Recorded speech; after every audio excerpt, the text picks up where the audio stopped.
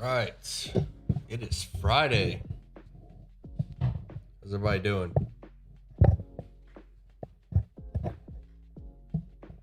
Ian, he's awake. How was your nap? It was uneventful. My short rest went uneventful. Where are you turning? 7.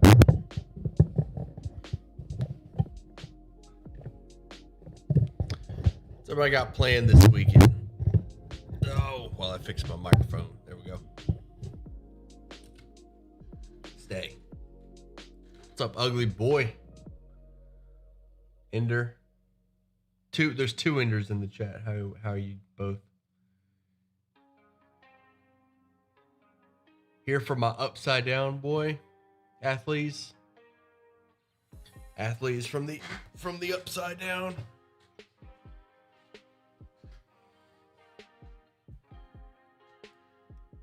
Oh my goodness.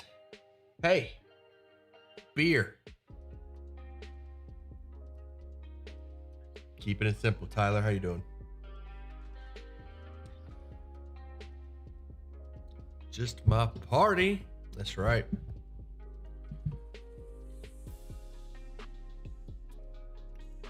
That is correct. You have a very fun party planned this weekend.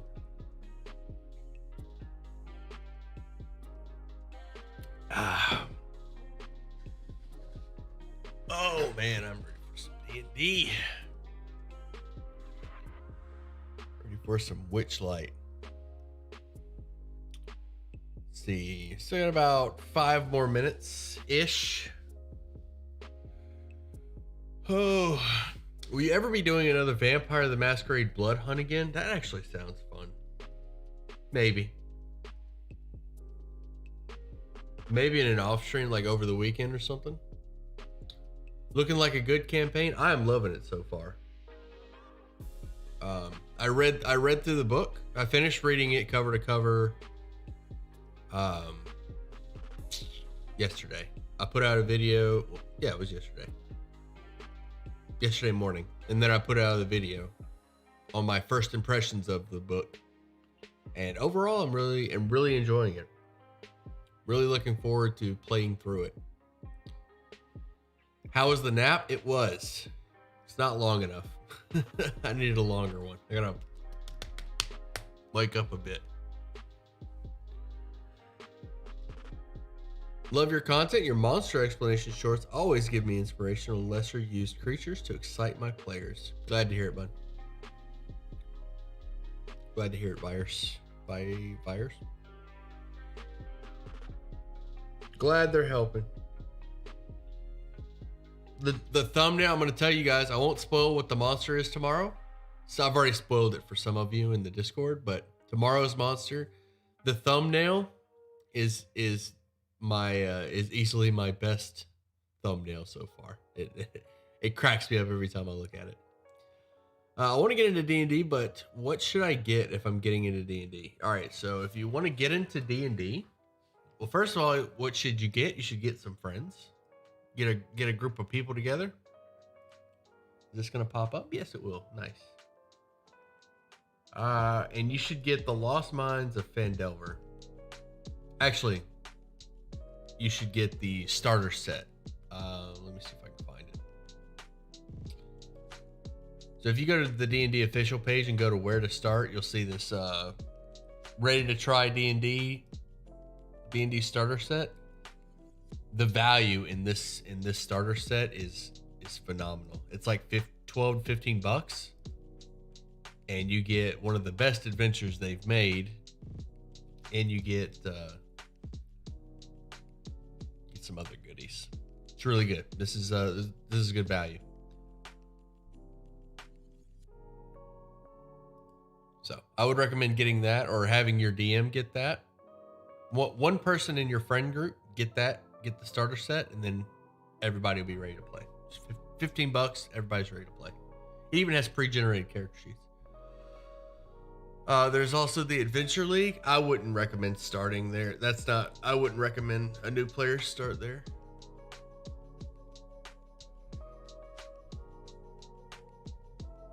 Cool. if you have no friends. Well, if you have no friends, you could join the Discord, and we have DMs and players. We have DMs looking for players all the time in the Discord. If that's what you want.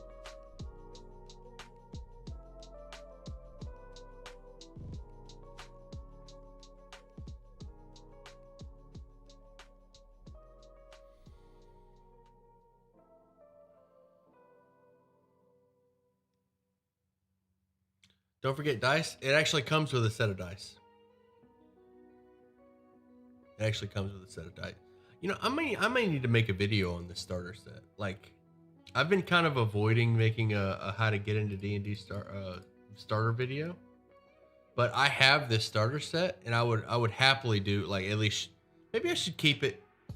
I think I'll keep my starter set close by. You're pretty young. You're 11. Tell your parents that you want to play D&D. Get your mom or your dad or whoever you live with. You have any brothers and sisters? Ask them to get you the starter set and to play D&D with you. What was I about to say? I think I should keep my starter set close by. Just for when people ask, I can be like, "This thing is awesome," and then I can show you what's inside of it instead of going to the thing. Because it is pretty cool.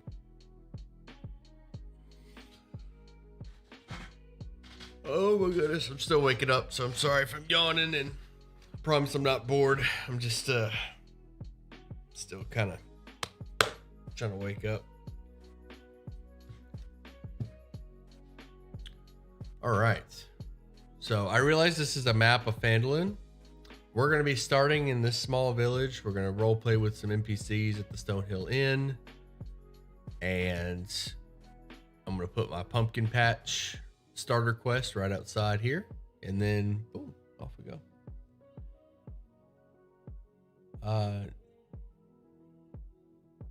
No brothers or sisters, but my mom would be great to get me one.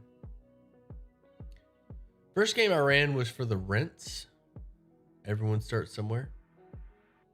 For the rents. Been with them for 2 years now. The Adventure League? Is that what you're referring to? You've been with the Adventure League for 2 years? That means you started in season 8? Season 9? Similar start to the last one? Yeah, this one's going to be identical to the last one. Monday is going to have I'm going to use the lost items opening for Monday. I'm going to use the lost items opening for Monday. And guess what? The lost items.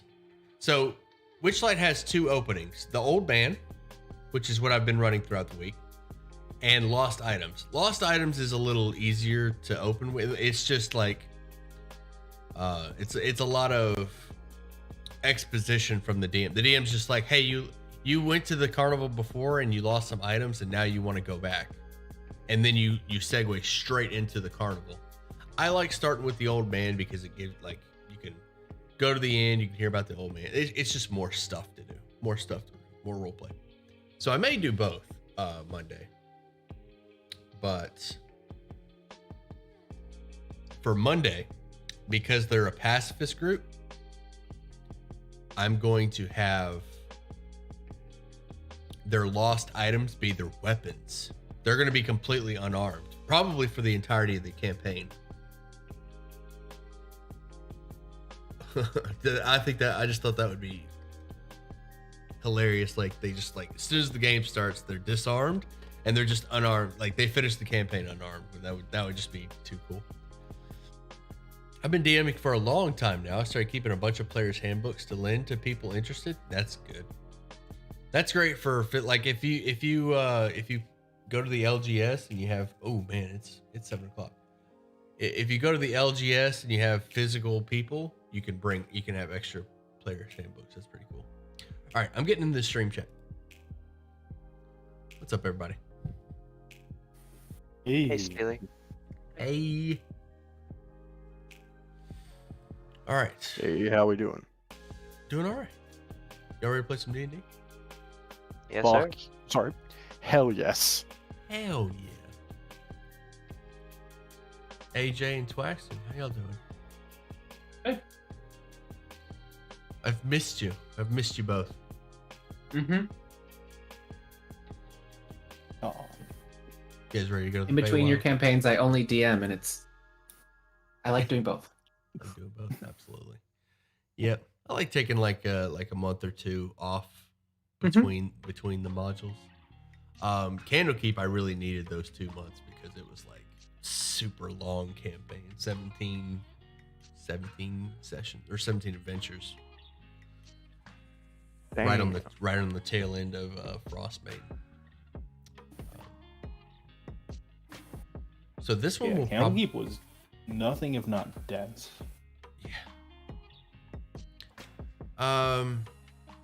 So this adventure is pretty roleplay heavy. Not a lot of combat in this one, which is exciting. I like how they do it. I've read through it, and I'm liking this adventure so far. This one looks like a really fun one. But just a fair warning, like don't go in, at least not for the first few sessions, and expect to be swinging at things anytime soon, unless you like go and provoke it. Also, the levels, the advancement, it's looking like, obviously I haven't run it yet all the way through, but it's looking like 2 to 3 sessions per level. So That seems pretty reasonable. yeah, so it'll be a lot. Well, it'll be like a lot slower than with Candlekeep, because Candlekeep was leveled one shots, so you finish a session and then level up. So this one's gonna be a little bit slower paced. Also, this one isn't gonna be as like railroady as like we start the session and it's like, here's what you're supposed to do, go do it kind of thing. This one's gonna be a lot more free form. Like you guys set the pace.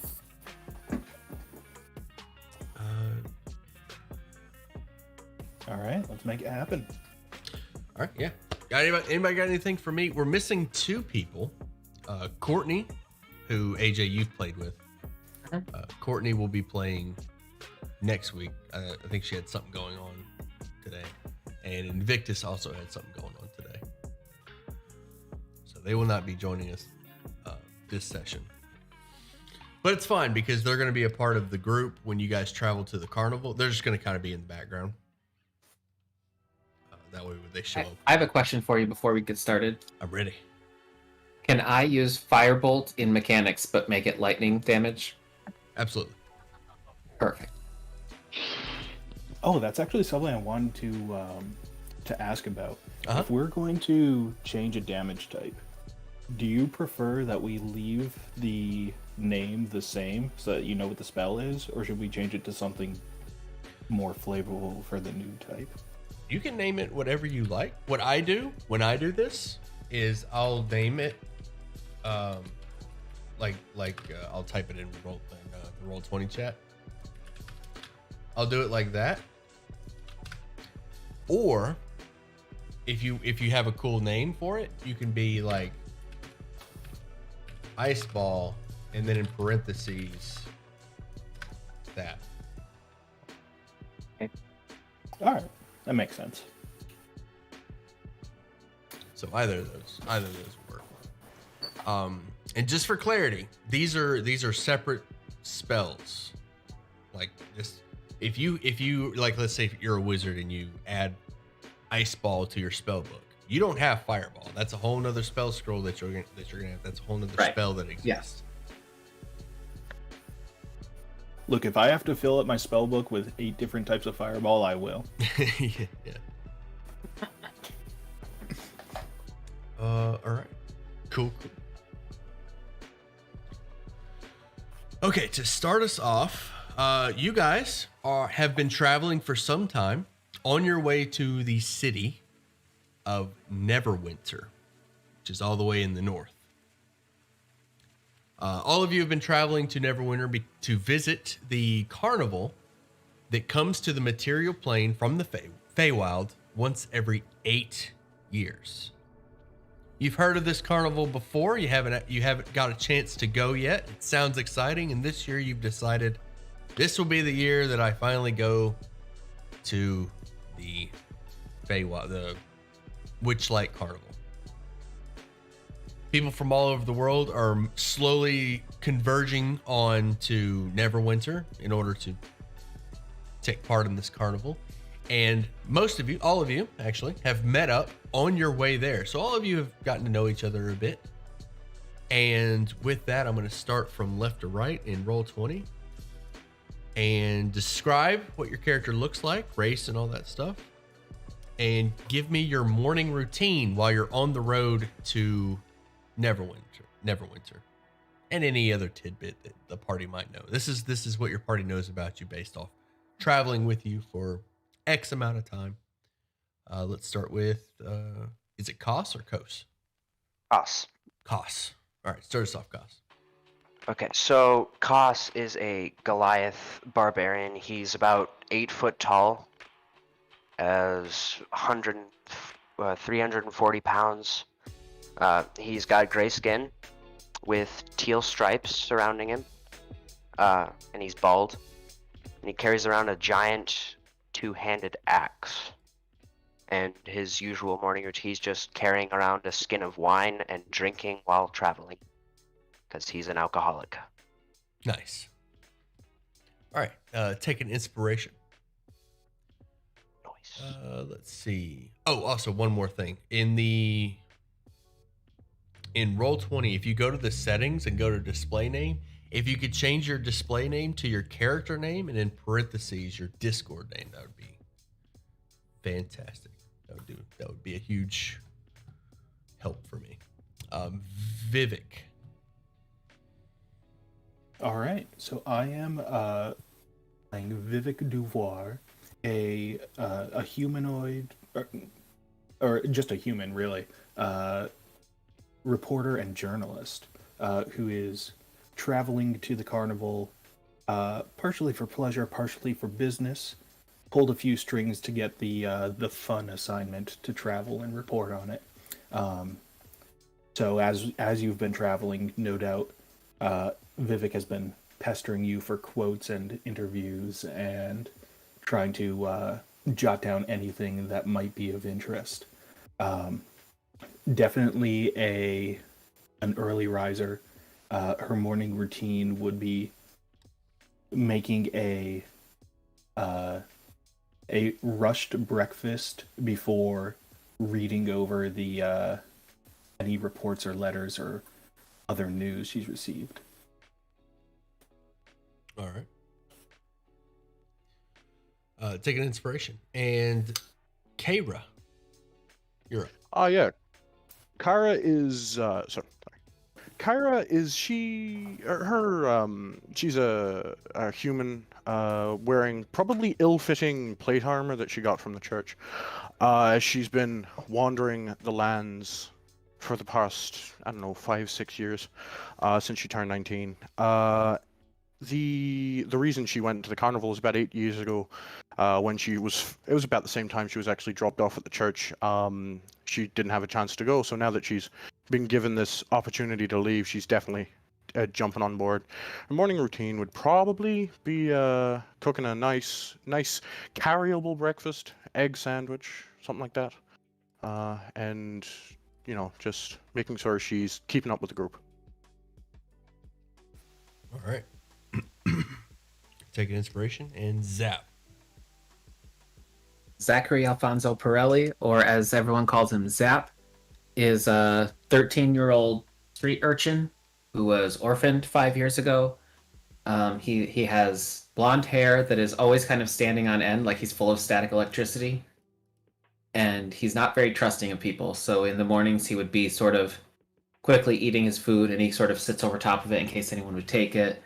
And he's smart enough to know that people look at him, so he's not completely non-street smart, but he is still young, so he seems kind of skittish because he doesn't trust you. All right. Take an inspiration.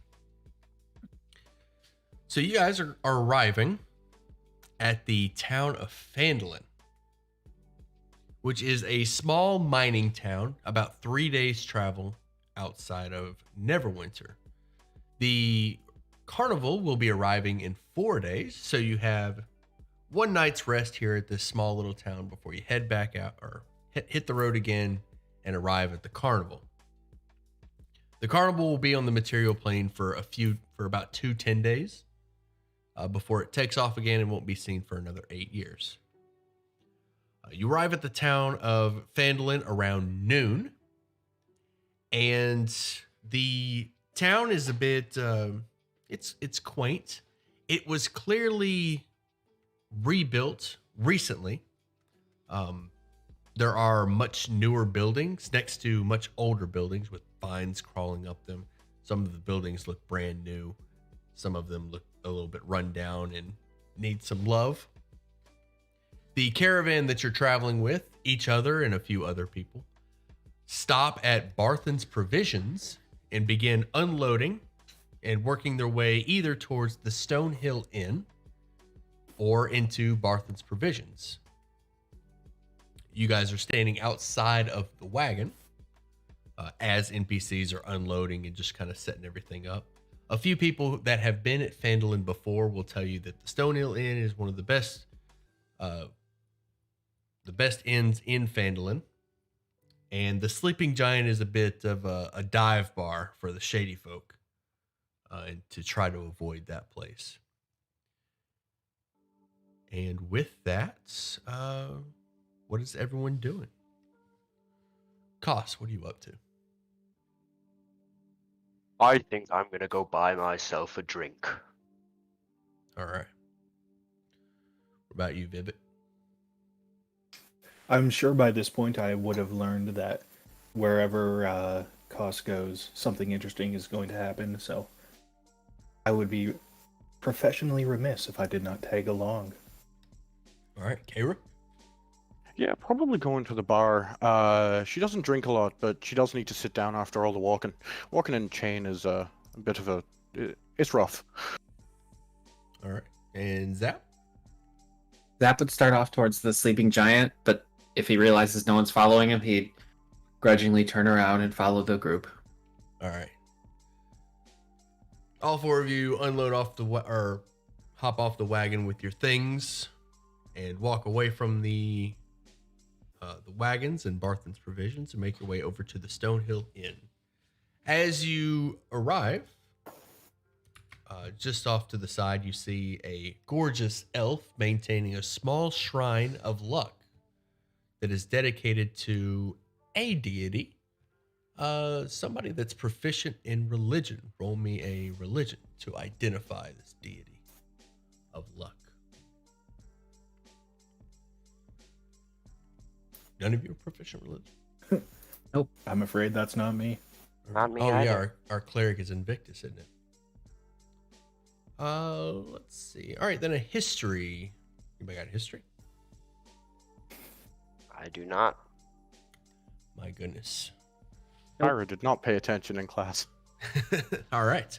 The elf looks at you, bows her head, and says, "Fortune favors the bold." Closes her eyes, says a blessing, and tosses a coin into the shrine of luck. You arrive at the Stonehill Inn. You open the door. The hearth is lit. There are several commoners here, dwarves and humans mostly. They are clearly miners based off of their outfit. They got like the coal in their face and like the dirty clothing. But there's also a few adventurers here, probably here also on their way to the carnival. You see a gnome that is well dressed, standing at the bar ordering a drink, and a tabaxi wearing a blue cloak sitting in the corner of the bar, just kind of eyeing you up as you enter. Is anybody a rogue? Or does anybody have thieves' cant on it, actually? No. I think there's a rogue in the party, but not tonight. Damn. Courtney must be our rogue. Okay. You enter, you see the tabaxi sitting in the dark corner. You see the gnome standing at the bar ordering a drink. What do you do? Well, this Or sorry, what was that? And you see this gentleman behind the bar serving drinks. Which gentleman? Sorry, I can't see him. Did he not pop up for you? No. We're still on the Yeah, the we're still cover on of the cover, my yeah. bad. My bad. Let me get you over there.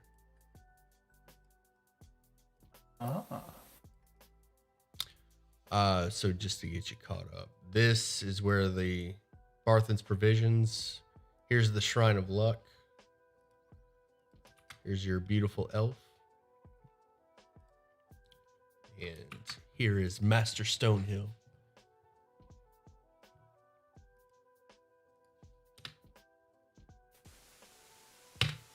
All right. What's everybody doing? You are at the Stonehill Inn. Oh, she wants a it's, drink. I would love a drink. All right, first round's on me. Why, thank you. That's the least I can do. Zap is trying to appear older than he is, but not doing a very good job at it. All right. Don't worry, I'm sure you look very distinguished. Speaking of distinguished, I'm going to approach this gnome fellow. Seems like he's someone of stature in the community. Okay, you approach the gnome at the bar. He is speaking to a younger woman behind the counter. As you walk up, he moves his hands and mumbles a bit, mumbles an incantation before reaching his hand into his sleeve and pulling out a rose. Let's see. Vivek, what class are you? Vivek? I'm a wizard. Okay, you recognize this spell as prestidigitation. So you recognize his incantation. He doesn't pay you any notice as he casts the spell, reaches his hand into his sleeve and pulls out a rose and hands it to the young lady and gives her a wink, and she just kind of giggles and covers her mouth. He stops for a moment and looks at you. Oh, hello, friend. What can Gimble Timbers do for you?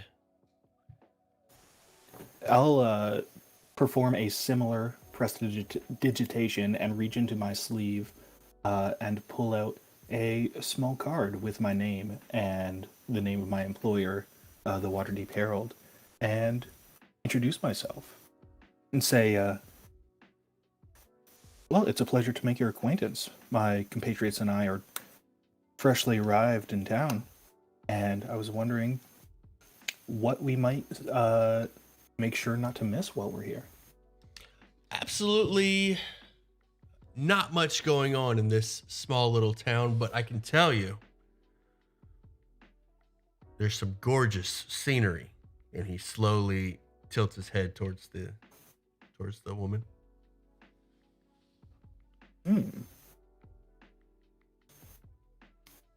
Well, scenery is difficult to capture in writing, but not impossible. I'll make sure to give it a look. You seem to be occupied at the moment, am I right? So, heavens forbid I take up too much of your time. His arms outstretched. He says, "No, there's always room for more." And the young girl, her face immediately changes, quite abruptly, and she's like, "Wait, what?" He's like, "Whoops." Well, as much as I appreciate the offer, I don't think I'll take you up on that quite at this moment. Very well. In the meantime, you wouldn't happen to know anything about the shrine in the center of town, would you?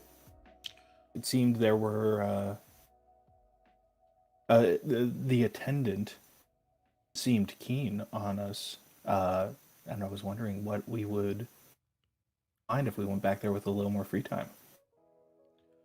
Well, I can tell you. He stops abruptly and looks at the little girl. Oh, I almost forgot.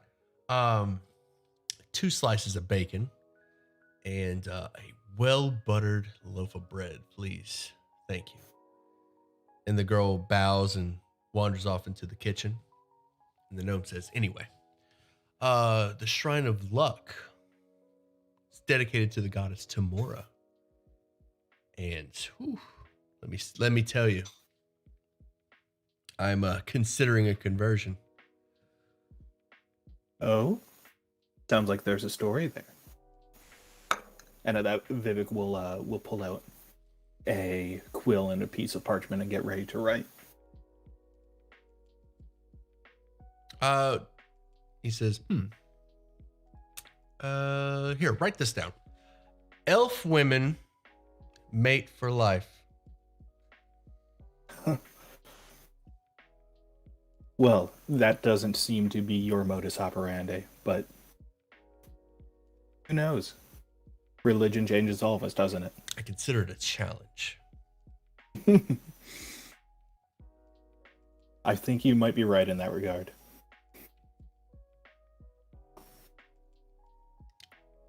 Any other? Well, if I run into her, I'll put in as good a word as I can for you. Gimbal Timbers does not need a wingman, but I appreciate the thought. Very well. I'll let you ply your own trade, and we'll see what the results are. You have a wonderful afternoon. He checks the card. Vivek? At your service. He bows his head and looks back towards the kitchen. I'll take my leave and rejoin the others. All right. Let's see. Cairo, what are you up to over there? Definitely watching this conversation, just muttering to herself about a well-dressed sleazebag, that one. But besides that, sharing probably some tea. It's too early to be drinking alcohol, at least for her. And making sure that Koss is getting his fill. Can I check if that tabaxi is eyeing any valuables? You can't tell. He definitely appears to be eyeing. Like as you guys have entered, he's definitely been sizing you up. But he has gone back to his drink. He has no plate in front of him, just a mug. And he appears to not be so inquisitive after you come inside. In that case, what I'm gonna do is I'm gonna call over a barman really. Can you get him another one of whatever he's drinking? And tell him it's from me.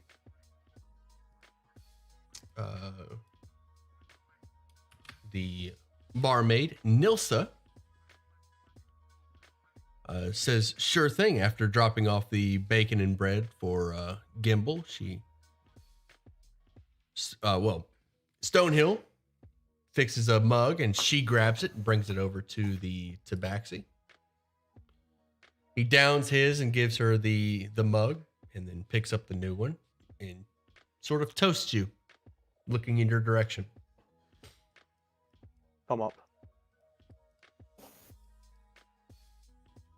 Never met a tabaxi before. Always fascinated me. You approach him and say that? Sure, why not? All right, you walk up to the table and say, you never met a tabaxi. He says, we're not from around here. No, evidently not. I mean, if you were, I would have seen more of you. I don't hope that doesn't sound too abrasive. No, not at all. I get it all the time. Oh. So you're here for the Witchlight, huh? I am. A lot to see. Almost overwhelming for a lot of people. Things get missed in such large crowds. What are you suggesting? Nothing. Just saying. You know, I mean, I've been lost in a crowd before. I'm sure you have too. I mean, even though you stick out. Huh. Not one for getting lost in a crowd. I've a good deal of experience with the unknown. And he sips on his mug. Can't argue with you there. But right. Well, you have a lovely day, and I will head back to my table and keep a one eye just kind of on him to see if he tries to steal anything, because Christ knows I want him to. He lifts his mug and thanks you again for the drink and goes back to drinking. You notice as you start to turn away and walk towards your table that he's wearing a satchel, or he's taken the satchel off and set it next to him in this booth in the corner. He has this like corner booth against the table, or in the tables in the middle of it. And he's sitting in the corner of it with a satchel next to him. And you notice the satchel has several papers and letters and envelopes just kind of sticking out of it. It looks like a mess of paperwork within his satchel. Oh, I can relate to that organization. And you make your way back over to your table. Toss, what are you up to? Toss is gonna walk up to the tabaxi and he's gonna say, "You know, my tribe used to eat things like you, but you're much bigger." You can see he's a little like woozy from drinking all the time. He's a little drunk. Tribe used to eat people like me. He says, questioning. Aye. They're quite delicious. Surprised you could catch us. It was difficult, but we have our methods.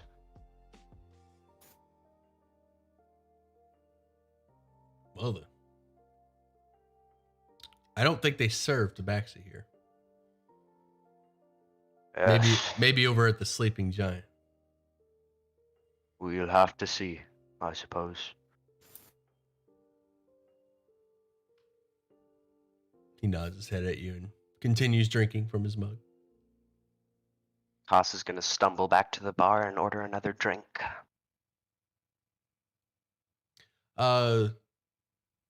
The tabaxi seems a bit nervous as you turn around and stumble.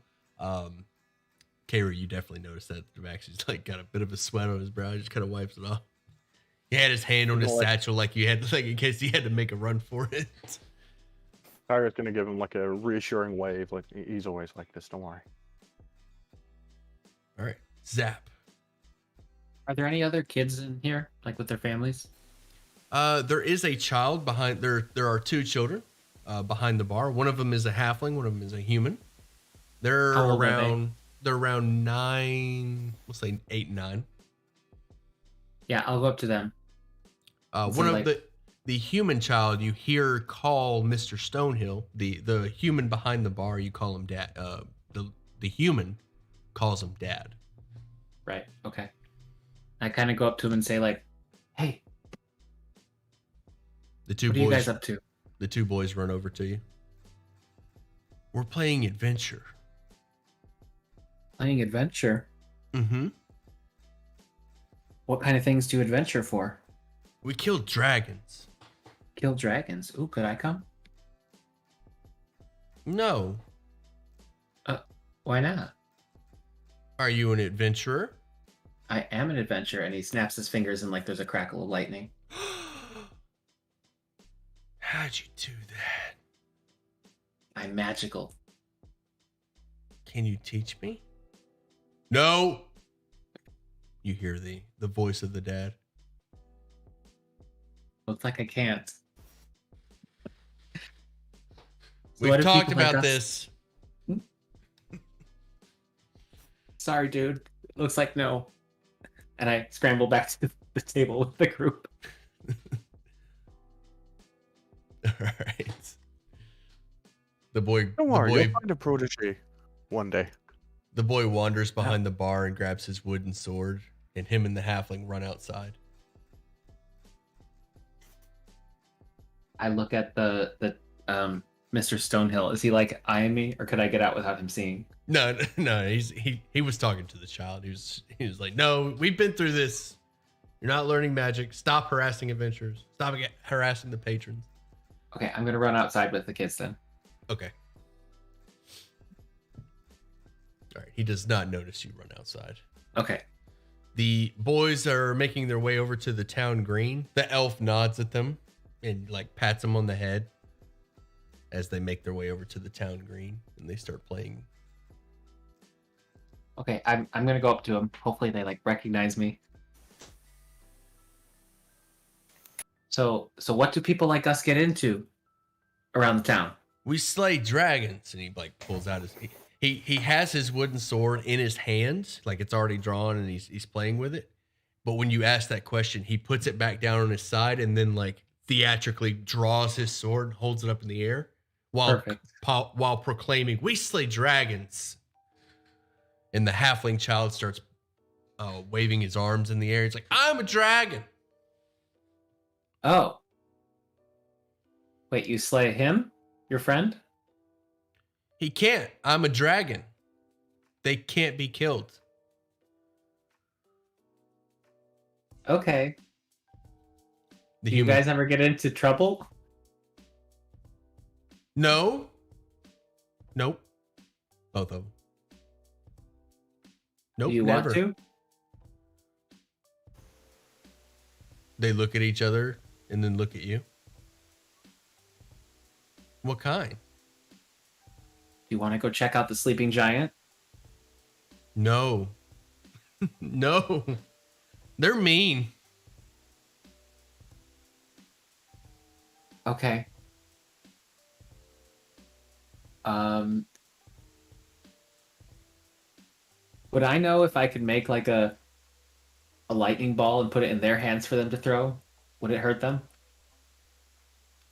Yeah, if you like concentrate on it, you can cause it to like look like it's coming from their hand. But as you begin to create the lightning ball, the human child lowers his sword and says, "Wait, you're a dragon." I'm not a dragon. I'm a half elf. He points his wooden sword at you.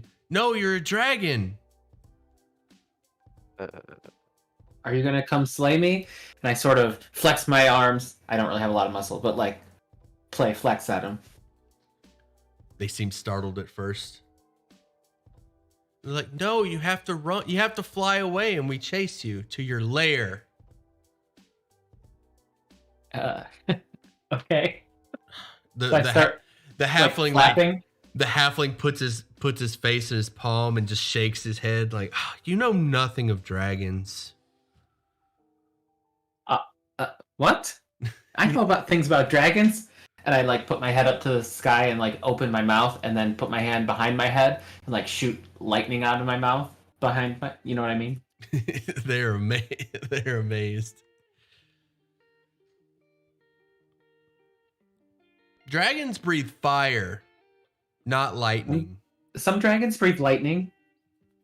What? Some dragons breathe lightning. I told you, like the halfling looking at the human. Yeah, he told you. What's everybody else doing at the bar while that's going on? Where'd that kid run off to? Did anyone see him go? I think I saw him walk outside with a bunch of children. Oh, okay. Well, that'll probably keep. Hopefully, that'll keep him out of trouble. I doubt it. They're all children. That's true. Don't you worry, I'll go keep an eye on them. I'll go with you.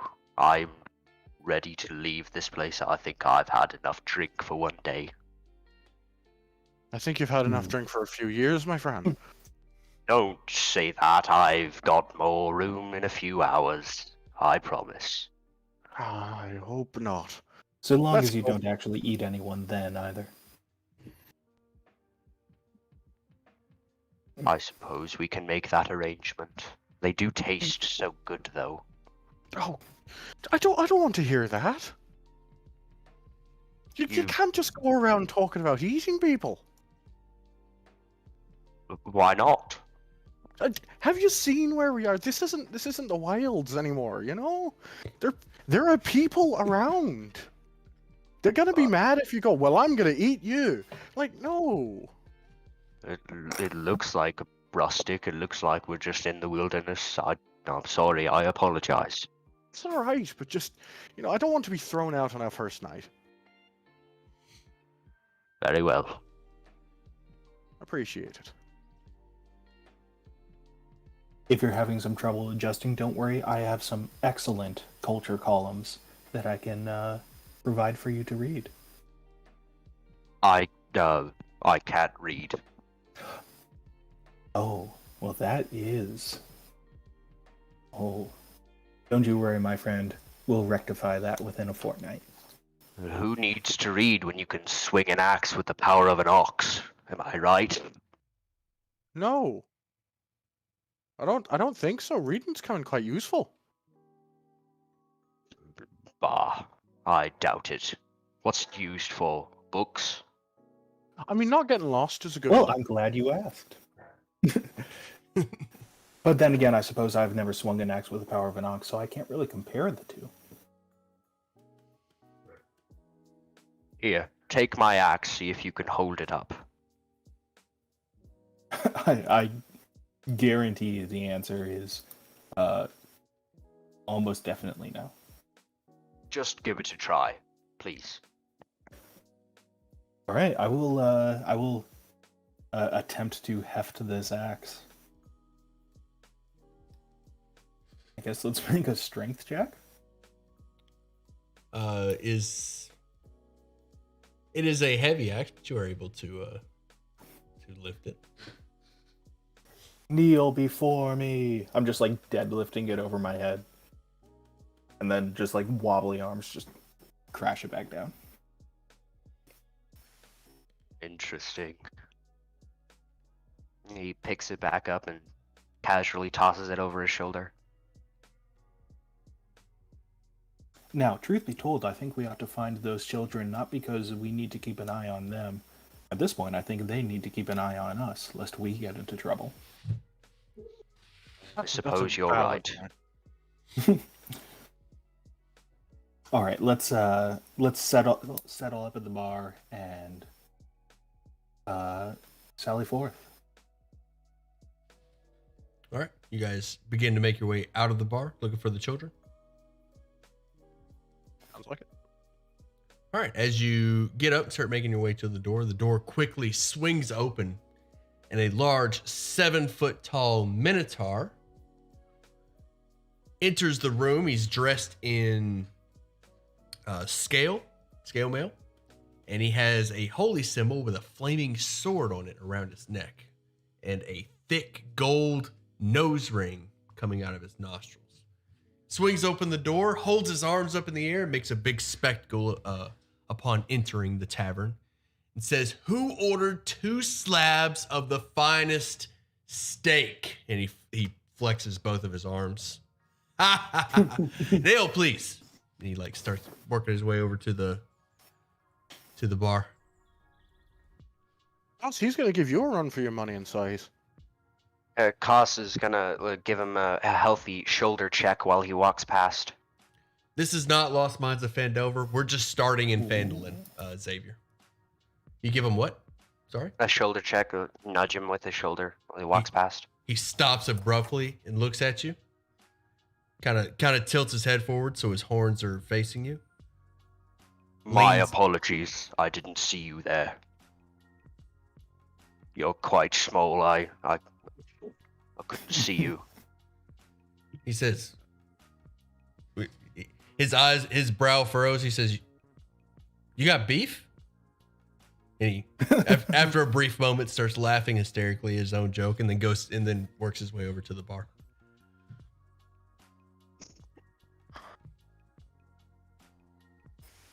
I like him. It's funny. I can appreciate someone with a sense of humor. Well, any last business here, or shall we find I our think friends we- before it gets too dark. I do think finding the kid would be a good idea. I While Koss, agree. while Koss can still stand. I can hold my alcohol, thank you Based on very my first much. character, based on one of my favorite characters, but not my first, I know. sadly. Good thing you can. If you fell over, we'd feel the tremors for miles. This is true. The Minotaur was Basil, my war cleric of Tempest. As we enter into the town square, I'll approach the elf in the shrine and pull out a coin and point to the well and just ask, "May I?" She holds her hand out. She says, "Absolutely, absolutely." I'll give it a nice flip into the air and watch it tumble in. She looks at you and says, "Thank you. Tomorrow be praised, and fortune favors the bold." She goes back to maintaining the shrine, and you get a D8 that you can use on an ability check or skill check for the next 24 hours. Ooh, I appreciate that. I'll just, as I'm walking away, I'll say to her, "Speaking of, there's a certain gnome here in town, Timbledown, I believe his name was. Gimbal And, Timbers. I Gimble know him. Timbers. Well, to use the phrase, he seems intent on trying his luck." That's pretty good. That was pretty good. She says, "Yes, I would imagine he tries his luck wherever he can. He is quite charming, though, I will admit." Nothing if not bold.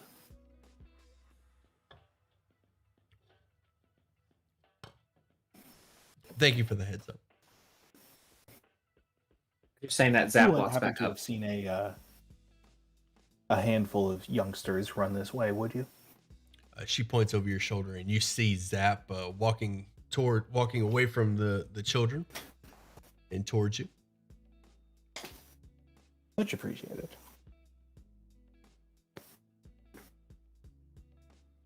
Zap, did you have an excellent adventure with those two? Yeah, it was fun. They wanted to play, but I was looking to get into some trouble, and they're too goody two shoes. You I'll gonna help admit you. that, right?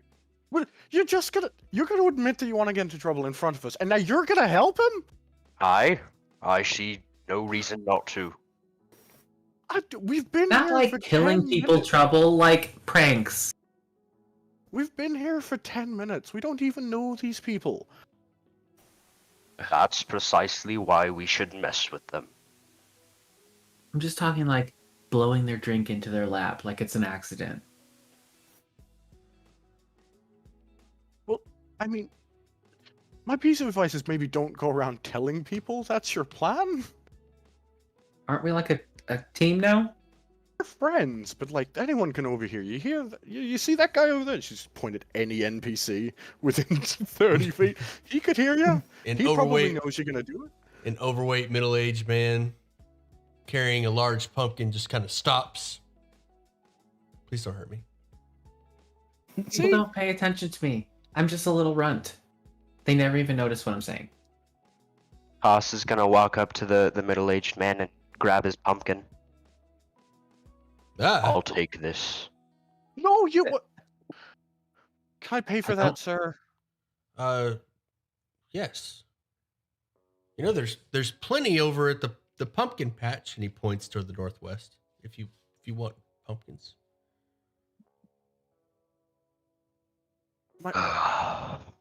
I wanted this pumpkin. But Madrick's farm has some of the biggest pumpkins you've ever seen, and he holds out his arms like he's trying to fly, like he's got his arms out like massive pumpkins. Like he's hugging a bear. Haas is he's kind of like drooling, and it's like dazed a little bit, thinking about these giant pumpkins. He's like, Tell me where. Point in the direction. He points towards the northwest corner of this map. I appreciate it. Here's your pumpkin back, I suppose. Ah, thank you. Just gonna make a nice pie out of this. You're welcome to come by and try a slice. I might take you up on that offer.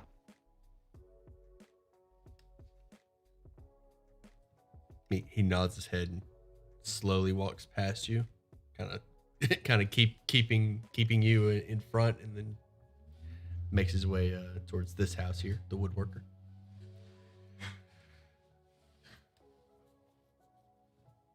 Such a nice fellow. Everyone in this town. Maybe maybe something in the local air, the scenery, but everyone is just so welcoming. I know. In fact, I haven't had anyone threaten to eat me since we got here. Cass is gonna turn towards him. Is like, I can fix that. Wait, is that a common thing that happens to you? No. That was a great way to Just add in plot hooks reference or player to shenanigans. the Thank you. Tapaxi fellow. Just kind of slid that one in there. Okay. Felt like a good opportunity. By all accounts, he had a love of the written word. He can't be that bad in my book. And no offense, Cos, I don't think I want you on my pranking team. You kind of stick out. That's a bit rude. It's sometimes the truth hurts. Well, he would make a good distraction. Exactly. I could cause a distraction of some sort. Yes, I bet you'd be good at that.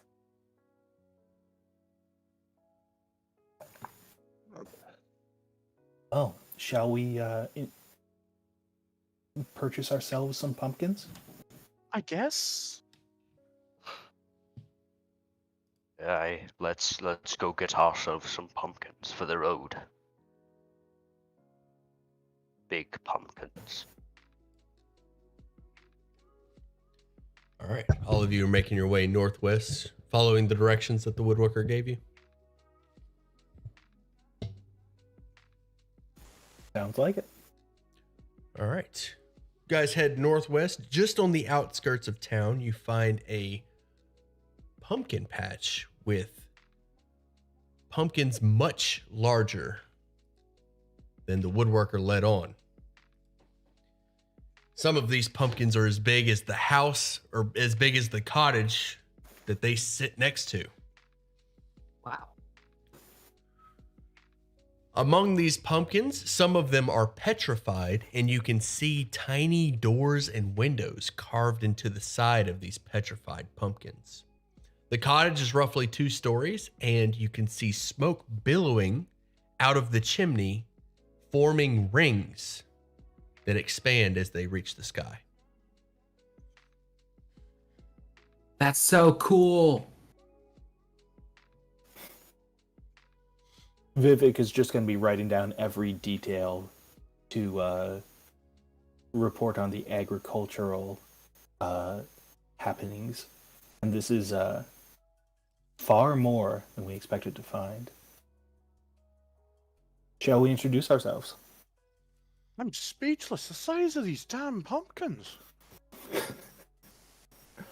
is insanity. I think we should just take some and go. What do you? I think that's a fantastic idea. How? You don't want to see who's living in that pumpkin? Not really. I just want the pumpkins. Look at the size of them. They look so delectable. You want us to just crack a hole in one and you can dive right in and eat your way through it? That sounds fantastic.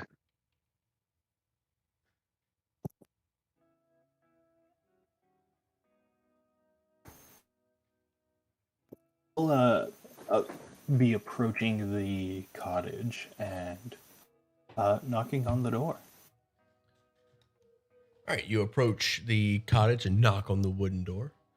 The door opens up, revealing an incredibly old human man.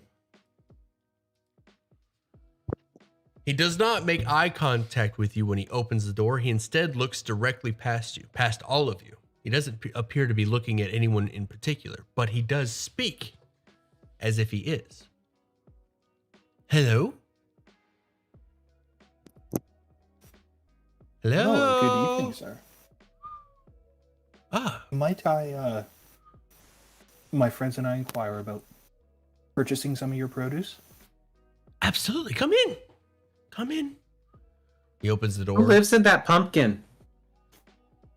Huh? Who lives in that pumpkin? What pumpkin? The one with the door and windows carved into it with smoke coming out of it? Mm. Tea? That would be lovely. Thank you. Thank you kindly. I'm gonna look at Kyra and Vivek like, you guys saw that, right? I'll nod back. Okay. And I I'll was gonna go. walk, but I think he's blind. Okay. I'll follow him into his cottage. You enter the cottage. Those of you that enter the cottage see a coffee table placed in front of a hearth that is lit. Nothing seems off about this hearth.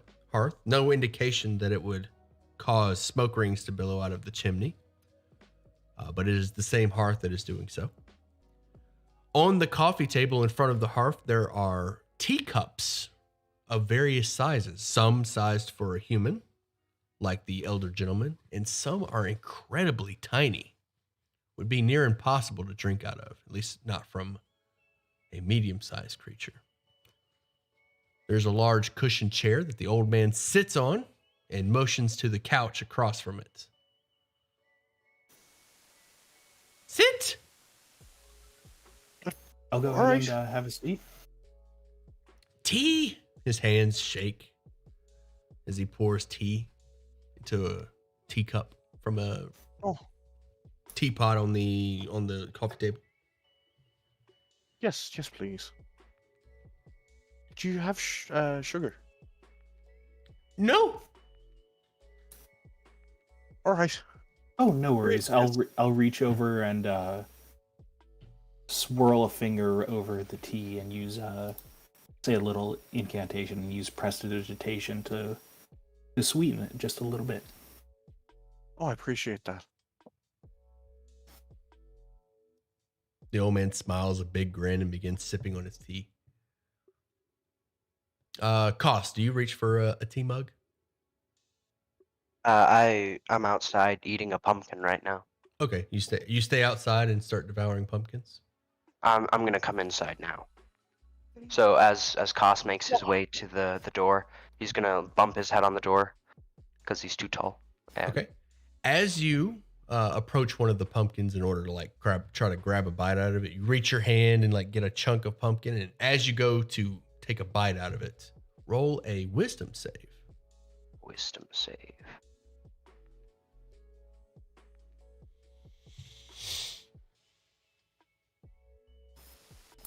$18. Roll it Wait, in no. and roll 20. Okay. 10. 10. All right. You are turned into a rat.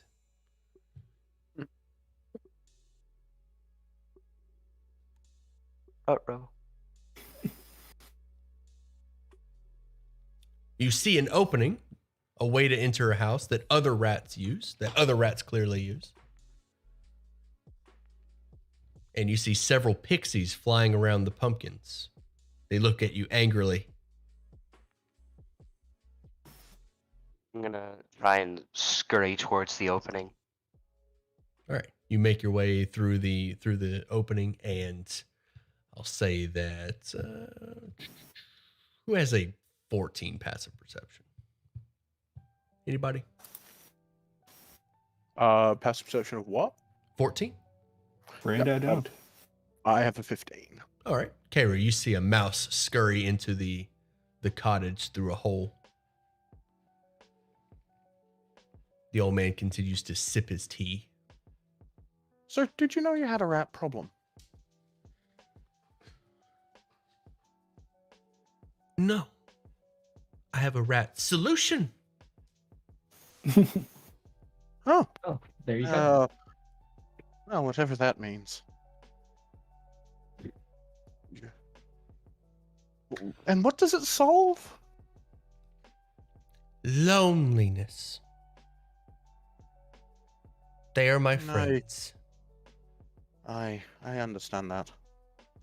Speaking of loneliness, do you happen to be an adventurer? Well, I mean, I think we all are. In one way or another.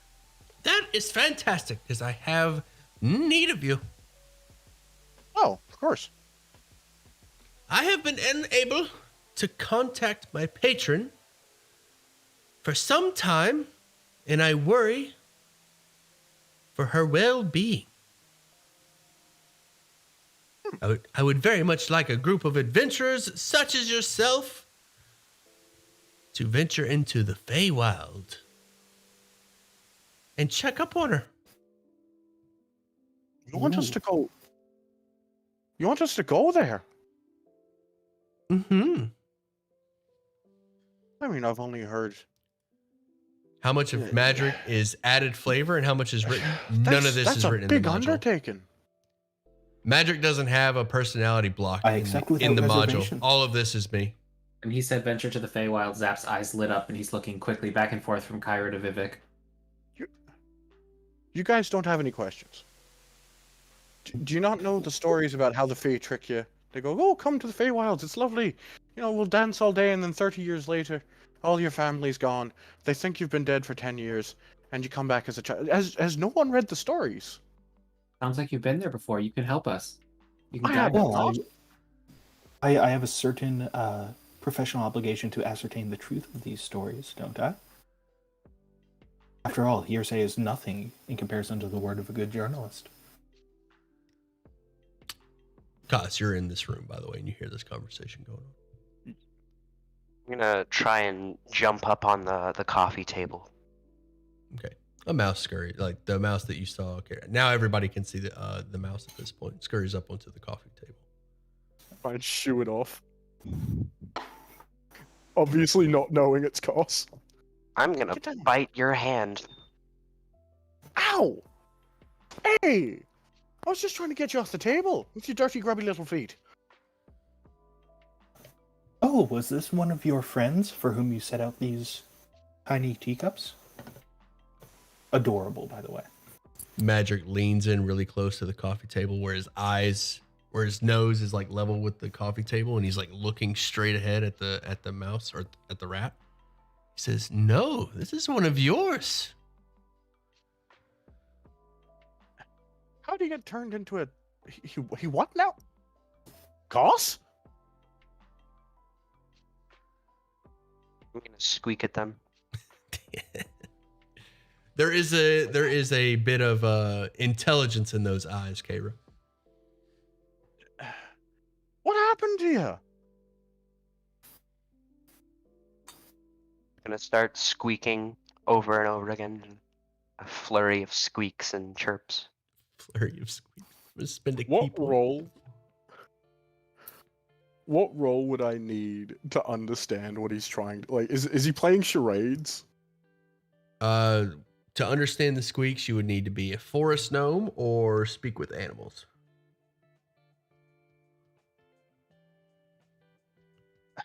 I don't understand what you're saying. Excuse me, Master Madrick. Hmm. We seem to have run into a bit of a language barrier here. Anything you can do to help us return our supposed friend to normal? The spell is dispelled, and Kos is reformed on the other side of the coffee mug. Just kind of collapses to the ground. Don't eat those pumpkins. Oh, What's up, ugly boy? Alright. I'll take your word for it. There were these strange creatures flying around them. Do you know what they were? strange creatures, you say? They looked like tiny people with wings or something like that. I don't remember. No. You remember when we mentioned to you that you may have had too much to drink and you claimed you had not? I hate to say it, but this may be an argument in our favor. I just turned into a mouse. You know what? That's a fair argument. Can't hallucinate that, can you? Unless he spiked your tea, I doubt it. You haven't spiked our tea, have you, good Sir Madrick? Only with happiness. Inside check. I knew there was a little special something. Haas scoffs at this comment. He continues to sip his tea. So will you help an old man? Well, since you asked so nicely, I don't see how we could possibly refuse. Haas is like looking around the table and with an astonished look is like, "What are you doing? He just turned me into a mouse with his foul pumpkins. We're going to help him." And it sounds like you As far turned as you I know, into a the only mouse. thing he's done is turn you back. I mean, Ah. if you didn't eat his, you went and ate his pumpkins, and then got turned into a mouse. That's on you. You're an adult. He should have put a sign out or something that says "Do not eat." Could you Well, read I it if you mean, did? Probably not, but that's irrelevant. No, it's completely relevant. Also, you just tried to steal a pumpkin, then complaining about the result of the stealing of the pumpkin. Maybe just don't steal pumpkins. I suppose you're right. It wasn't that hard.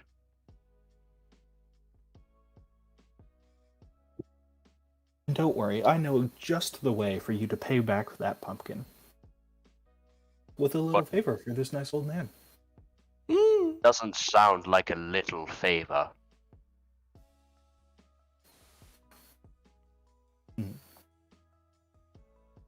Can you tell us, good Sir Madrick, exactly how we would be getting to the Feywild?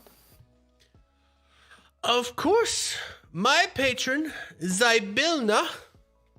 Stand by while I type the name.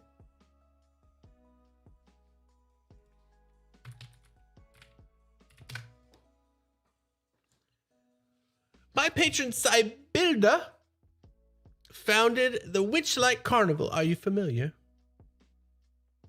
Wait, Oh, I have heard of the name. she, he, they, them? Yes. Them. We'll go with them. They started it? Yes. Yes. She is a great fairy godmother to us mortals. And she founded the carnival as a means for people to enter her Feywild domain and request favor of her.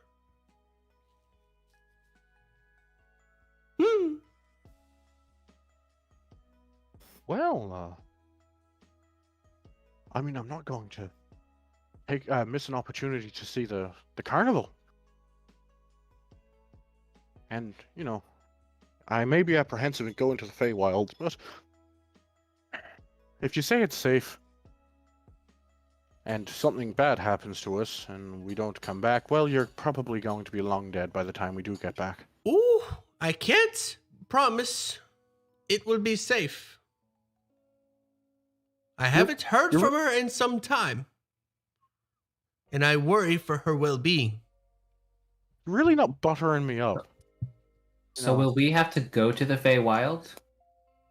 Yes, and check on her. Is there some sort of reward for this task? The old man farts and then giggles. I giggle too. Disgusting. Yes, I was an adventurer at some time.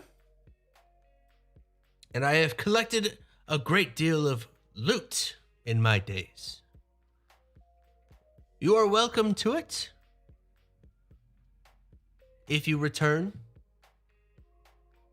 I'm With- still confused how we get to the Feywild. The carnival. But doesn't the carnival come here? Yes, the carnival enters our world Right? once every 8 years. So how do we get there?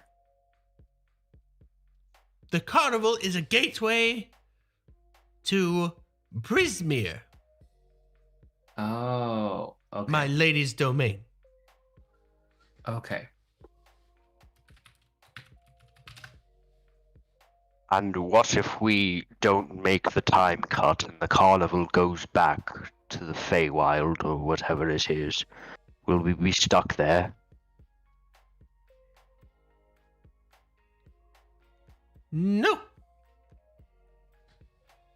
No, it's a one-way trip. My lady Zybilna will happily bring you back here to the material plane. Oh, you're really bearing all the leads.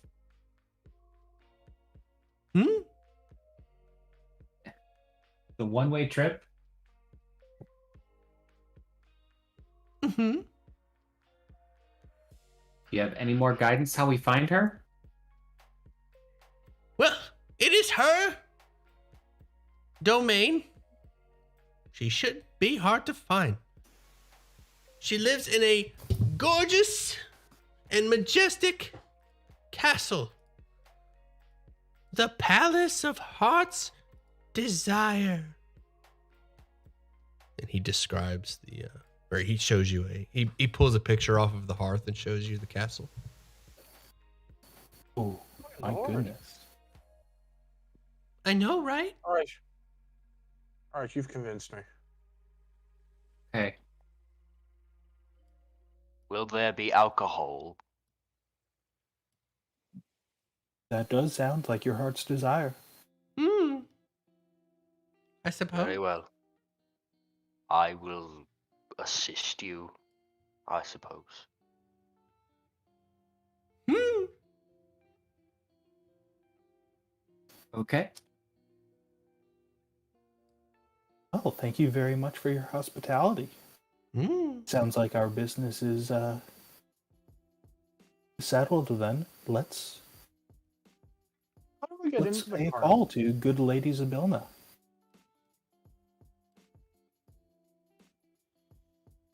Enjoy the carnival. Oh, okay.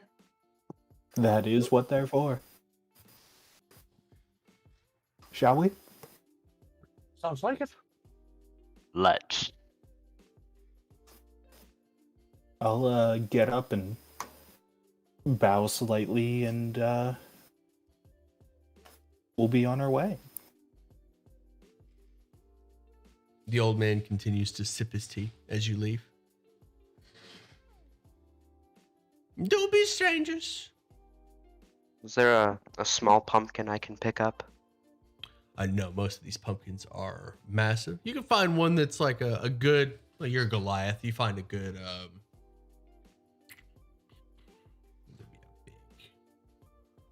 I don't know, a big pumpkin, good a 5 feet diameter pumpkin. Would be- Koss is gonna shout back to the hut. I'm taking this, if you don't mind. The old man does not respond. I'll take that as a yes. All right, you were able to lift up the massive pumpkin. It's big and awkward to carry, but you can in fact carry it.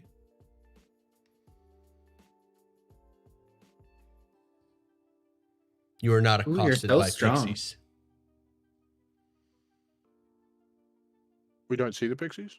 You are not accosted by pixies. No, you do not see them. They are hiding from you at the moment.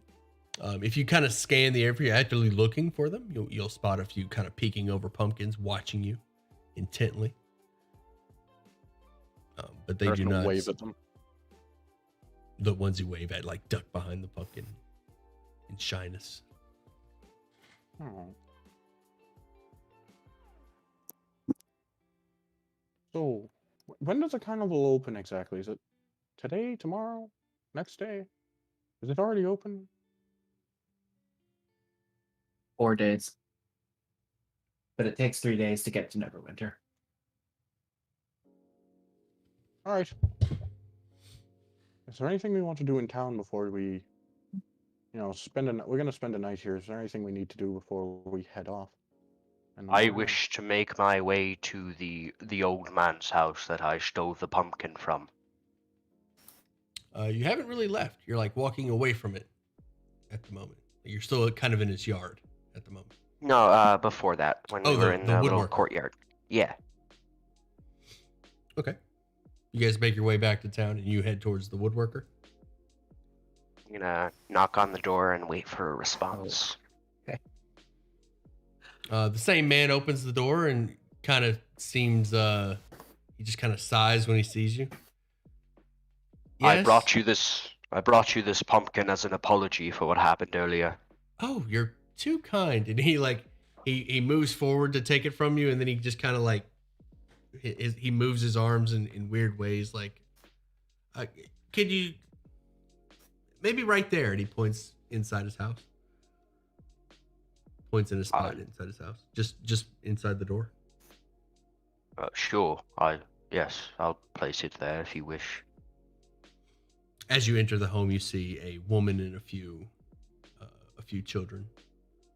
We'll say a baby, just one baby. The woman's holding a baby, and you set the pumpkin down. Koss nervously waves at the woman and the child and walks out the door. All right. He thanks you again as you exit,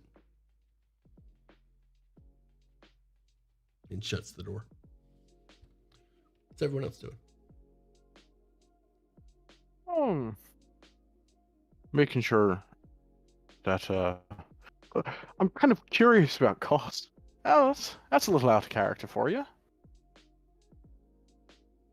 I was hoping that the same thing that happened to me earlier would happen to him, where I got turned into a rat. We'll see if that works. That tracks. That tracks. Maybe Okay, not maybe so you can bad be at in my pranks prank after team. all. Let's see. No, as you were. Go ahead.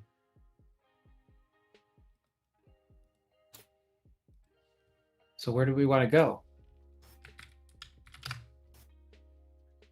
Want to walk around town a little bit, see who else is here? I suppose.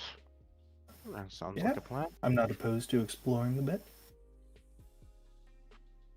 What's the worst that can happen? Well, if you think about it, there are many things. The question was rhetorical. I don't know what that word means. It's when I ask a question, because the answer is normally quite obvious unless you overthink it. You're using a lot of big words, little person. How about you? I'm only 2 feet shorter than you. You're 7 foot tall. You don't get. I'm average sized. Average sized, ha. Just because you're massive doesn't mean I'm small. I mean, relatively speaking, but. I'm gonna be sad. Oh, Shall they'll we probably be continue sad on with our task? if they don't get to talk to the old man, Yeah, especially if they go watch the streams afterward. So What was that? I'll probably do Nothing. both. Gold. They're probably gonna want to talk to the old man, so I might do like a mixture of the two. Do we, as we're walking around town, do we see this manor up on the hill? This broken down You do, yes. present army?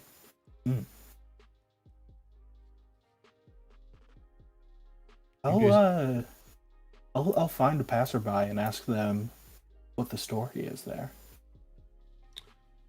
He says the passerby tells you that the Tressendar family fell apart.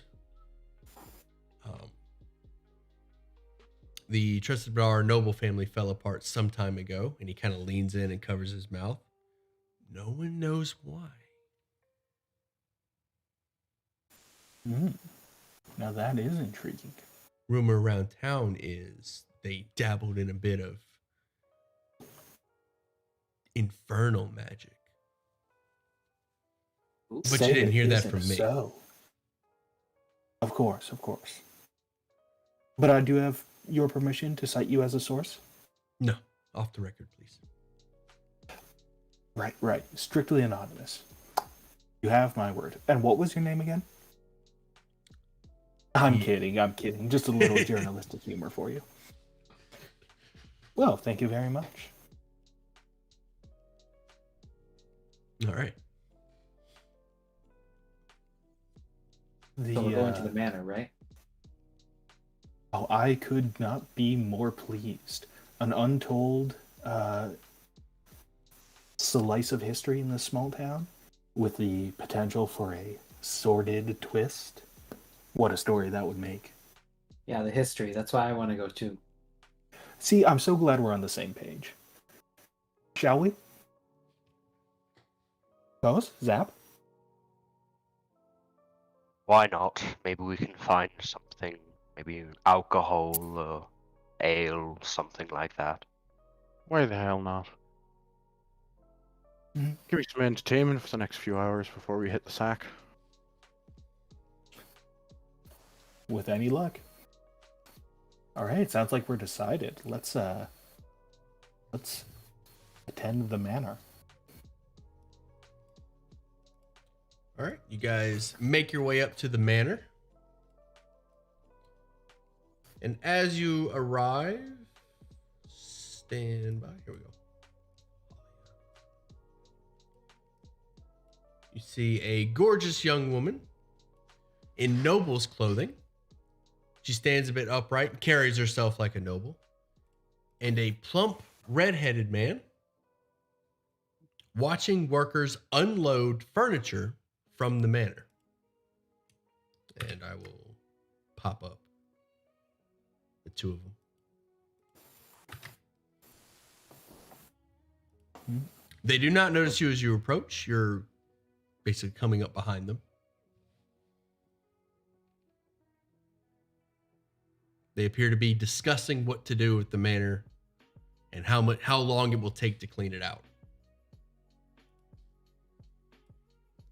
Excuse me, good fellows. You wouldn't happen to be the Tressendars, would you? The plump old man says, "Oh, no, I am Mayor Harbin Wester." Well, it's an honor to meet you, Mr. Mayor. Might I ask the happenings here at the manor? He turns around and looks at the manor. This manor is a bit of an eyesore on the town, and we're getting a lot of visitors that are stopping by on their way to the carnival. Guilty as charged. We want to get this town looking pretty. Well, might I say, you're 95% of the way there. But yes, this house really has seen better days, hasn't it? You don't think the rumors are true, do you? About the Tressendars and the dark arts into which they dabbled? Oh, my goodness. No, and stop listening to rumors around town. This family got into gambling debt and could not support themselves any further. That is kind of a dark, infernal power all its own, isn't it? Would you mind if I took a look around? Oh, Vivek Duvar, star reporter of the Waterdeep Herald. I can assure you there is no infernal magic or any story here. You will not slander the name of my town. He nervously no, looks no, over at the I- woman. Our town. She smiles. and nods. I'm afraid I haven't caught your name, Ms. Halia. It's a pleasure, Ms. Halia. Might I ask your position here? I run the Fandolin's Miners Exchange. And I bankroll this town. Oh. Are these your workers then? Mm-hmm. What will be done with the furniture? I believe that I will move my family into the manor so that I can keep an eye on things around here. And she kind of looks down at Harbin. Oh, is there something to have an eye kept on? They both in unison say, nope. Inside check. they are clearly trying to avoid And getting in the paper. I'm gonna guidance that. They are clearly trying to avoid getting in the papers. You don't need insight. Oh, okay, yeah. Oh, what you're trying to hide? Come on, with a lovely town like this, wouldn't you want some publicity? No. Not from some Jeez. tabloid journalist from Waterdeep. That's a bit rude. It's an initiative. No, I'm just kidding.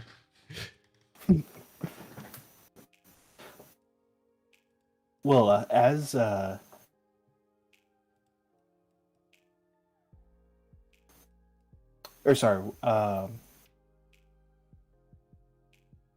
do we, as we take a look at the things the workers are carrying out, it does all seem to be just, regular furniture and housekeepings, right? Yes. Nothing Old, nothing untoward. No, nothing like that. You can see the pile of furniture that's already started. You can see several. Like, this family was incredibly wealthy. None of the furniture seems infernal in nature. But it does seem very old. Like, this manor has been in disrepair for some time. Possibly part of the rest of the town that has been old and decaying. Whereas everything else is being rebuilt and fresh. The old portions of the town are still in disrepair, and that includes this manor.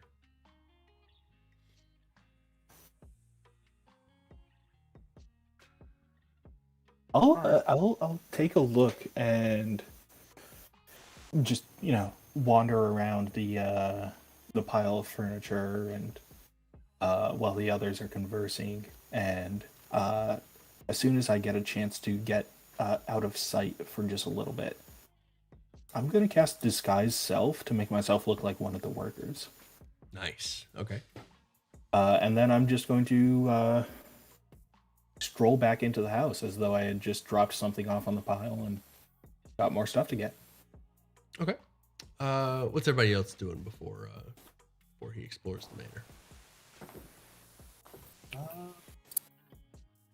Well, I mean, if there's no infernal, do you mind if I go have a look? It's a lovely old building. No.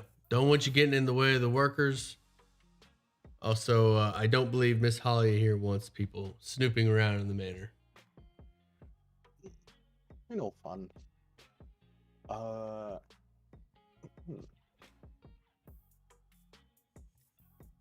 Zap? I'm trying to distract him to make sure he doesn't notice that we've lost our tabloid journalist. Okay. All right. Roll a. No, you're good. You're good. He is distracted. Zap. How we doing? I'm gonna cast Gust on her dress and try to make it fly up, like, over her face, and try to sneak in. Oh my gosh. You know that the workers and Harbin will spot you. I'm still gonna try it. Yeah, try it anyway. Let's go. I'm not intelligent. All right. I'm hoping everyone will look at her knickers. Okay. The Gus slows her Whoa, I didn't dress realize up. it was that kind of game. Oh, I'm making a distraction, okay? The gust of wind blows up, and she quickly is able to Marilyn Monroe her dress down before the gust fades. And several workers kind of giggle, and her face goes red. And she storms off, making her way down the hill. Mr. Harbin also kind of follows behind her, like, oh, what have you done? that worked out well. Now we can go in.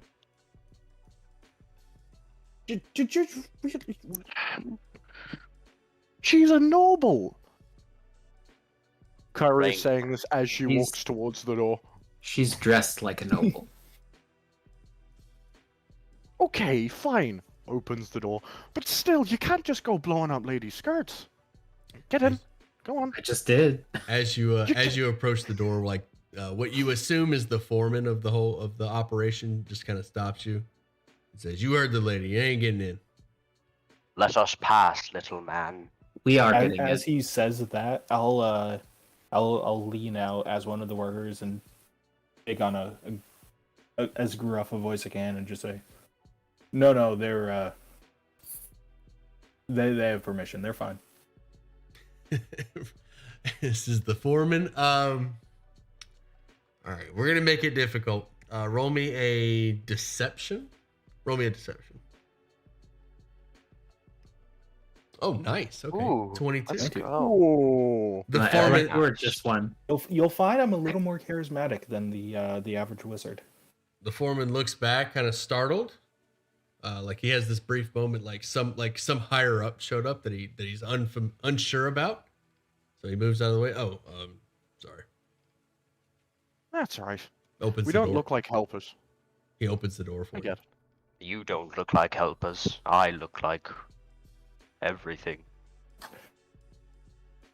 That's true. You want all this done in one trip? This guy will carry it for you. The foreman opens the door for you. And before anyone moves in, gotta hallow this ground. Hallow this. Yeah. Hallow the ground. Okay, what do we see on the inside? Okay. So as you enter the manor, there are several workers. Looks like at least a dozen, just in your field of view, that appear to be cleaning up the broken pieces of wood that have fallen through the hole in the ceiling. Because of this hole in the ceiling, the weather and the elements have gotten to most of the furniture. Most of it's moldy, and the cushions are moldy. It has an awful smell to it. A thick layer of dust over everything. In the center of the foyer that you enter, there is a staircase leading up to a balcony that you assume is the bedrooms. And there are several doors leading to the left and right.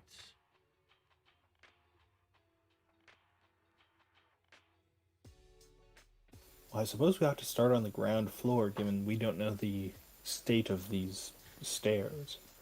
I disagree. I think we should go upstairs first. I was thinking down first. You know, he has a point. If the stairs can hold him, they can hold anyone. I'll let you lead the way, Kos. Very well.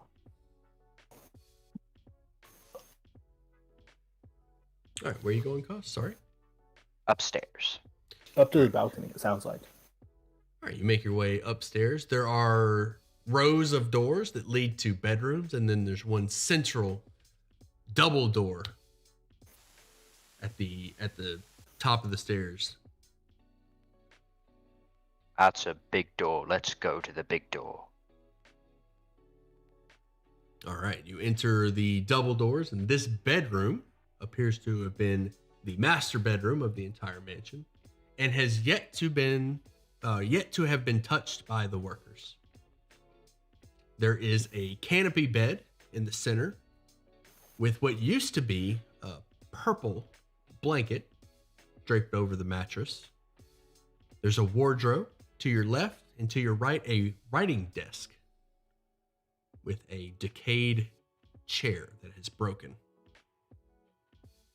There are several drawers in the desk, and the wardrobe has a set of doors leading into it. Well, I'm eager to read whatever is on that writing desk. Sift through the drawers, find any letters or correspondence or any smoking gun damning evidence.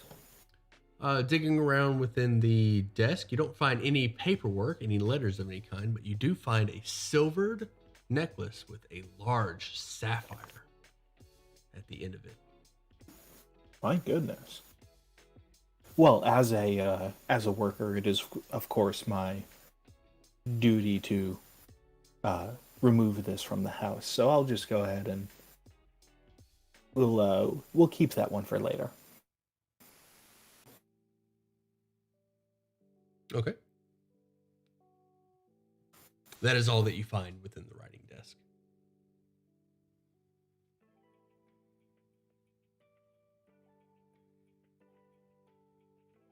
Rest of you, any luck? Check the wardrobe. I'll check the wardrobe. The wardrobe Unless- contains moldy noble's clothing. It has no value in its current state, but a mending spell has the potential to repair it enough to make it serviceable. Smells like home. Or proficiency in some kind of clothing tools.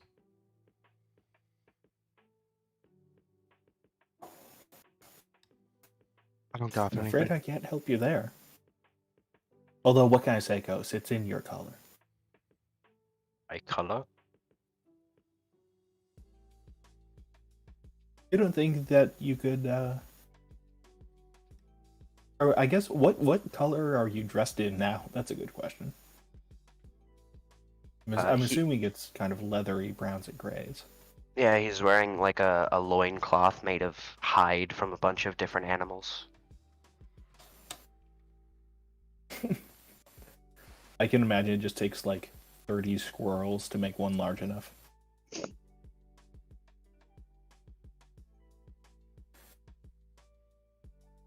Well, don't you worry, friend. We'll get you dressed up in time for the carnival. Now,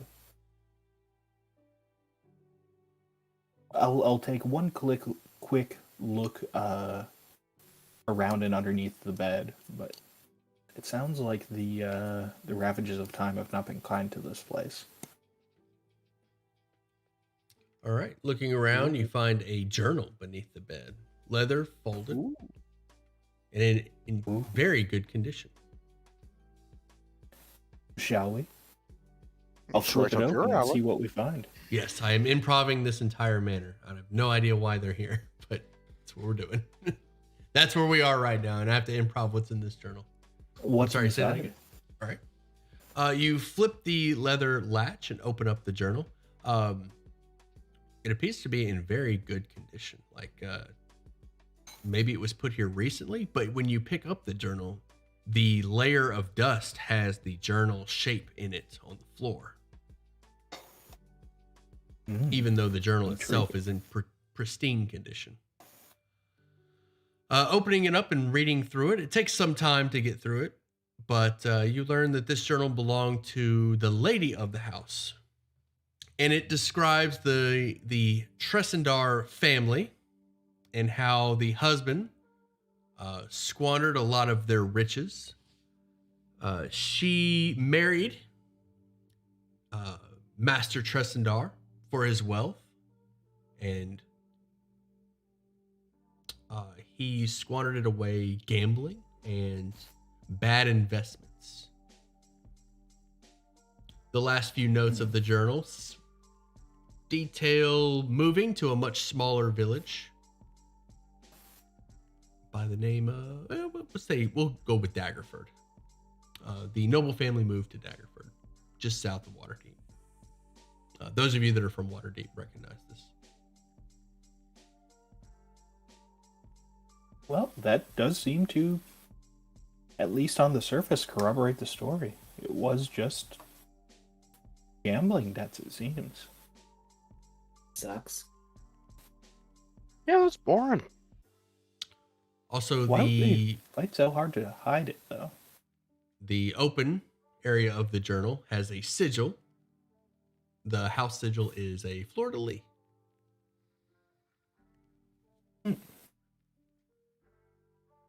Very distinguished. I'll go ahead and pocket that journal as well, and it sounds like we can consider this room thoroughly searched. We can. I Oh. kind of want to go downstairs. One more thing. The master of Tresendar, his father was an adventurer. That's where the riches came from. Ah, good to know. Well, that makes a lot of sense. Now, I kind of want to see what's in the basement. That's where I wanted to go first. Well, lead the way. All right. Do you want to go, Zap, or I can take the lead? I'll go first. All right, be my guest. All right. Whoever is taking the lead, roll an investigation.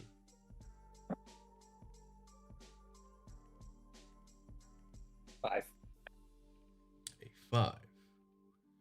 The downstairs area is uneventful. It has been mostly cleared out from the workers.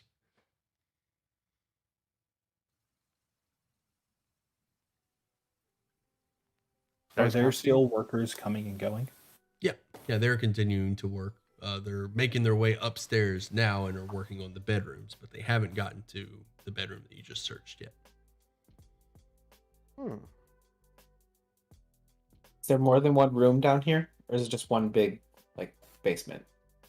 The other rooms are completely empty. You're unsure what purpose they serve. The only one that you are sure of is the kitchen and the pantry. Okay.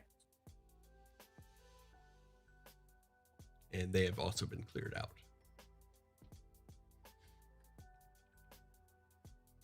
Nothing in here, nothing. Can I go check the... We'll go with the kitchen. Oh, pantry. All right. Searching through the large pantry, there are several shelves and sacks of rice piled up. I move the rice to see if there's anything under them. Ooh. You find a hidden door. Ooh! Guys, come on, look at this. Now that is Fine. intriguing, isn't it? Interesting. Would you like to do the honors? Oh, absolutely I would. But before that, and I'm going to touch everyone once and give you all Eyes of the Night. And I will just post that in D&D Beyond so you guys can see what it does. Oh, that is actually incredibly useful. Yep. So we don't need to light any torches. I will By open the way, door. this is probably something that would have come up just as we were traveling together. What god or what faith do you serve? She probably wouldn't have told you. Okay, But- that's fair. If you look at her, if you looked at her arms, you'd be able to figure it out. Oh, 'Cause something she had, special? oh, she has massive tattoos of raven wings along her arms. Hmm. Well, that is intriguing. Do you worship a chicken? Yes. Chicken of the Dead. As Interesting. she opens the door. Oh, I love that tavern. Okay, you open the trap door, and it opens up from the floor and it leads straight down. There's a ladder leading straight down into the darkness. You can see the bottom because of your Eyes of the Night. Right. I'm gonna climb down the ladder and take a look around. All right, you make your way down the ladder. Definitely dark and ominous. Many cobwebs within a wine cellar. A hidden wine cellar. There is an elaborate iron door with all kinds of markings on it that you don't recognize. Oh, Oh, God. now that is intriguing. Look at all this wine. Yes, please drink away, but it's probably gonna go. It probably will have gone sour. We shall see. Do you recognize this? I'm gonna ask our wizard. You know, I don't think I do. But that's not going to stop me trying. Whatever roll you're about to make, I'm gonna guidance. Can I trace around the markings on the door and see if I recognize any of them in particular? They are definitely arcane markings, but you're unsure of their nature. Roll an Arcana. With We'll guidance. say DC 10. Don't need it. You identify a conjuration magic within the door, or within the Okay, runes. The great. runes. The door is not magical, but the runes are conjuration. That You'd like me to kick the door down? This might be a bit too delicate for that. Or at least not quite yet. Let's try our other options first. Can we try to activate the runes? Yeah, is there a notable handle on the door? No, but there is a phrase written in Infernal. Oh. Or sorry, Abyssal. Well, this does cast a little doubt on the gambling story, doesn't it? Now, I'll definitely be have like a quill and parchment out and making scrawlings of all of the different runes and of the phrase. Even if I don't fully comprehend it yet, I want to have a full record of this. Does anyone know how to speak Abyssal? No, but I know how to speak brute force.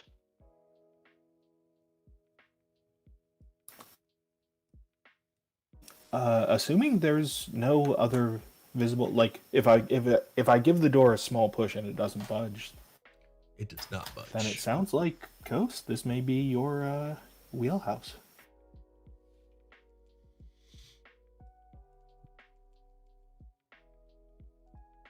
Have at it, my friend. Very well. All right. One more thing about the passphrase, or about the abyssal writing. There is a space beneath it. So you see an infernal phrase, and right beneath the infernal phrase are dashes, and I will. Oh, It looks something like this. puzzle to be solved.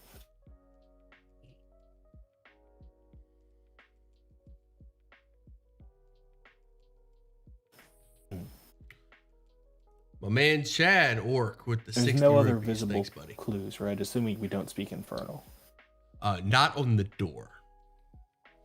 Did you say there were runes on here or on the walls or? On the door itself, the door is really out of place. It's like massive, and it's made out of iron, and you can see all of the arcane sigils among the locks, an absurd amount of locks. And then you have this infernal phrase written in the center with these spaces below it. All right, let's see what we can. Does anyone have comprehend languages? Afraid I don't. Let's see if we can find the key to this. Let's To be clear, there are no other doors out of the cellar, right? No other doors here. All right, let's just give this room a good turning over. All right. That would be quite difficult. I don't know if we can turn this entire room over. We can try, though. Oh, you're a big lad. I have no doubt in your abilities. Is there anything on the floor? The floor is smooth, polished stone. No lines or anything like that? No. Okay. Ceiling? Hello? No, there was no lines or anything. Hmm. All right, I'm going to flip open the journal again to where it mentioned her name and her husband's name. And I'm going to see if either of those would fit. They do not. Her name is Cassandra, and his name is Elmer. Oh, dang, that fits. Well, Elmer is 5 letters, Elmerston. but- Elmerston. Fair enough. And good cleric. You wouldn't happen to have any run into any such infernal dealings that you've had to not take part in yourself. I don't mean to impugn any of your No. Sadly, no. I never believed I'd run into anything from the hells, or let alone the abyss. I'd hoped not, anyway. So I never really prepared for it. Although now I'm regretting that decision. Is there any words in the infernal incantation that like would fit on the 5 letters? You do not see any. No. Okay. Can I try and recall if there are any stories of any demon lords or devil lords that someone might that a corrupt noble family might have been attempting to curry favor with? Several. Pretty much all of them. Hmm. Definitely Lolth. Definitely. Sorry, what was that? Definitely Lolth. I'll try entering that into the blanks. The blanks are carvings. And how we try to enter it. All right, so maybe we have to find some typeset letters. Can we I mean, I do have like ink and quill and even prestidigitation. I could use. I'll use prestidigitation and just kind of scribe the letters in the blanks. But if that doesn't work, then we'll have to look around for something physical. Okay. I fished. Okay. Looking around the room, there is only the wine cellar and the wine racks, of which there are many.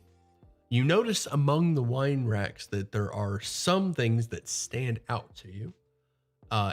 One of the wine bottles has a flame skull as its cork. The flame skull has 3 gilded teeth in its mouth. Another one of the wine bottles is being held by a statue of a kobold with 3 gilded claws. A ghoul, the statue of a ghoul, hovers over one of the wine bottles.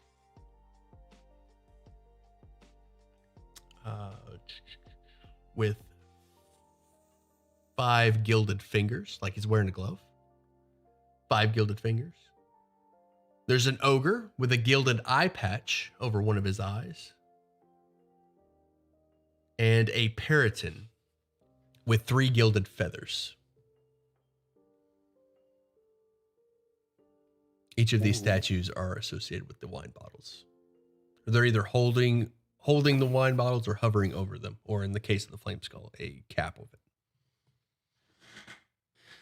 it. If we look at the wine bottles, are there any labels on them? The 5 in particular. They seem to have They're not distinguished from the rest of the wine bottles.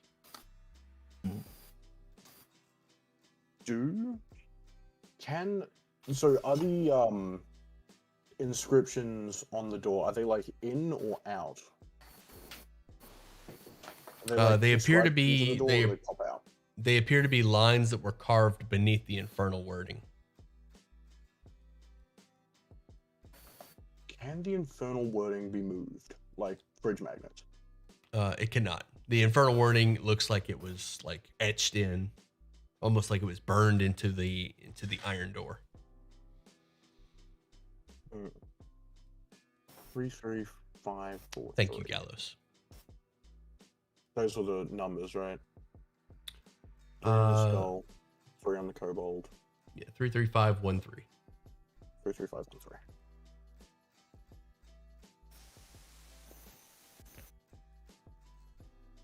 All right. So let me see if I've got this straight. 3 teeth in the skull, Mm-hmm. 3 claws on the kobold, Mm-hmm. 5 fingers on the ghoul, 1 eye patch on the ogre, was it? Mm-hmm. And what was the last one? A peryton with 3 gilded feathers.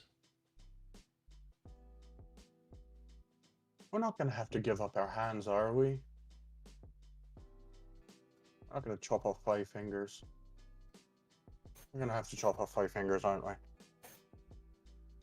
You think that's bad? I may have to give up 1 eye patch. Thank you, Thanos and Gould. By the way, if you guys are interested in this puzzle, are you guys it's from talking about? Tasha's. It's from the We're puzzle trying to section solve a of puzzle. You Tasha's. want to help? It's slightly, but it's the Sure. creature. It's the It's got creature one in it. painting puzzle. Zap is very not Slightly intelligent modified. at all, but AJ knows what the answer is, and I'm struggling to play my character. I mean, everyone makes massive leaps occasionally. Even dumb kids. But Zap wouldn't know like the name of a demon, you know?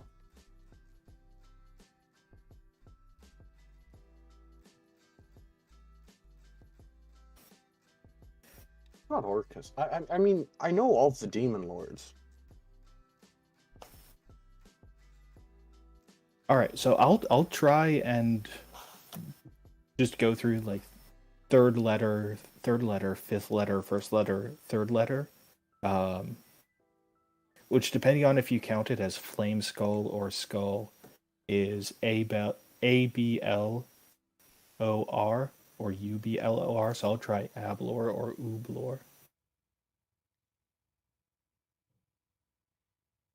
Try writing those in the blanks with a bottle of ink. Okay. No effect. What's the demon lord that, or the devil lords that deal with gambling and money?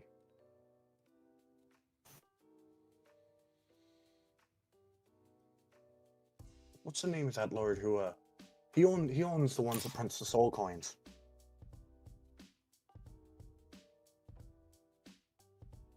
That's soul coins are devils. Oh, it's demons, isn't it? Christ. Do you own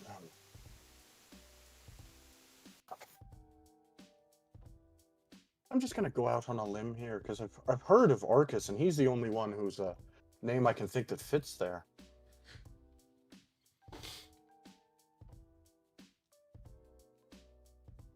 So can we try that? Okay. No effect. No fair. I see we just tear this door down. We're not. We've got. It's got to be close.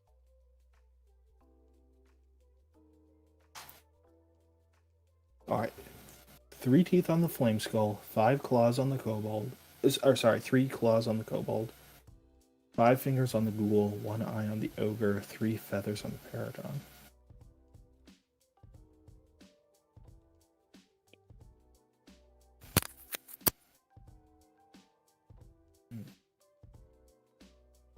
Zap, you're a precocious young lad. Any input?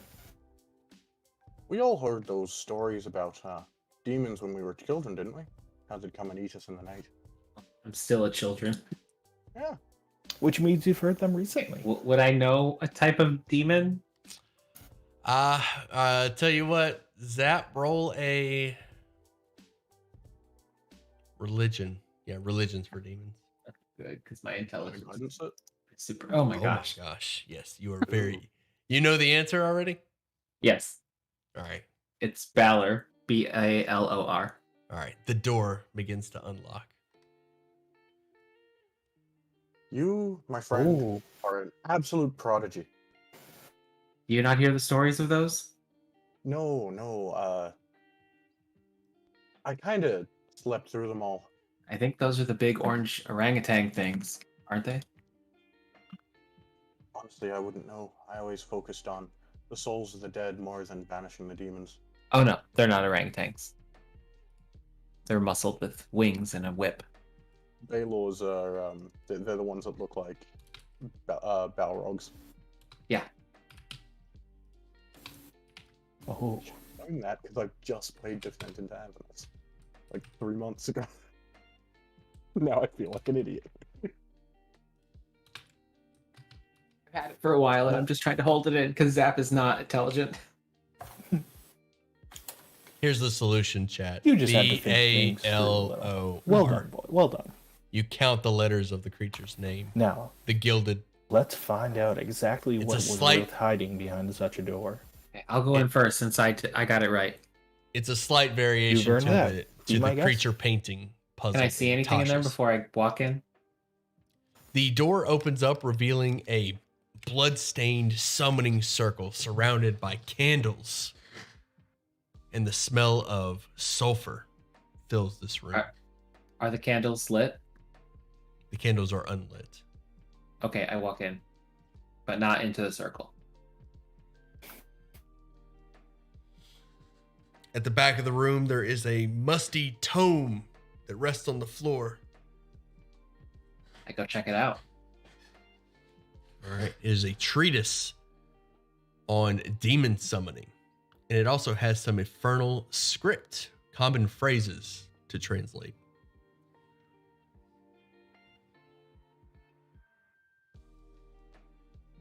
You mean Abyssal? Look over here about demons. I don't know what the other words are. Oh, I keep saying infernal, abyssal, sorry. Alright, this is bad. This is very, very bad. This is so bad. Well, that's why we have to do something about it, don't we? I'll enter the room as well and take a look at the book with Zap. Okay. It is a treatise on demonic summoning, and there is some translations to abyssal script. Not enough to be proficient, but possibly enough to translate the door. Yeah, that's what I was thinking. I'll I'll take that over to the. Or go ahead. You're gonna touch it? I see no reason not to. Okay, go for it. I'm gonna back away.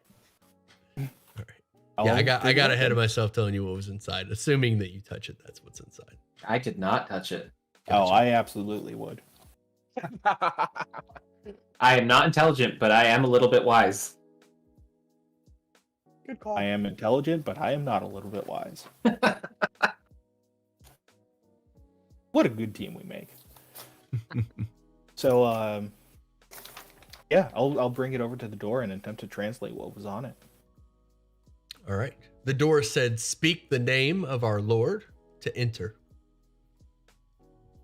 I don't know about you all, but that sounds pretty damning. Both in a literal sense and a legal sense. That's Well, really, we already really bad. spoke it, didn't we? What, Baylor? Yeah, that's Yeah, what it we meant. spoke in Baylor. Yeah, that's how the door opened.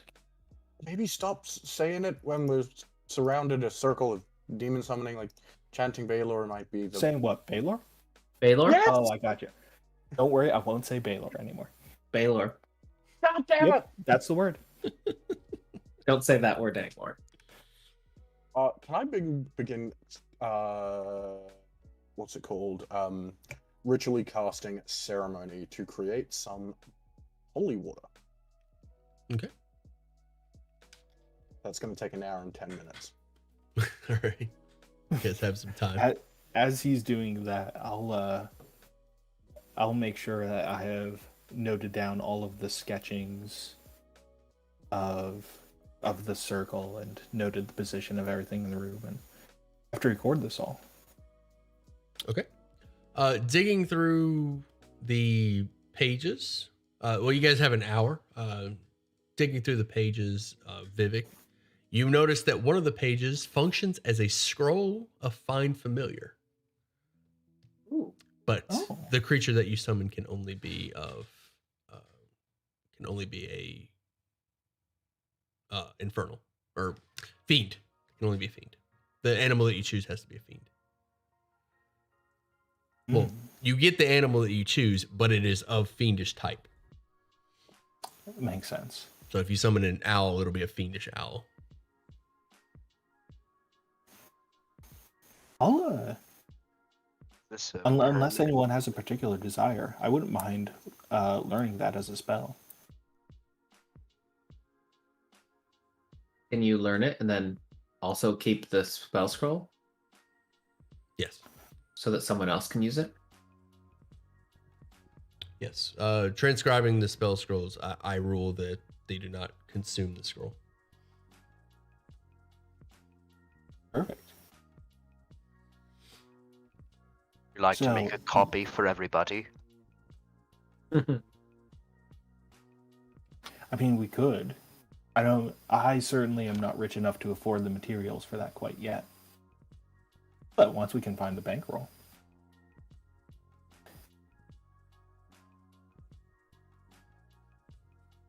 I mean, I don't mind.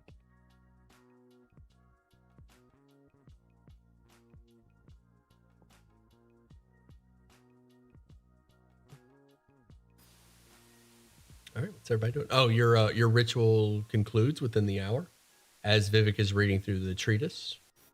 Anything else you guys would like to get done? That's what's taking place. I would like to go check out those bottles of wine. They are very valuable bottles of wine.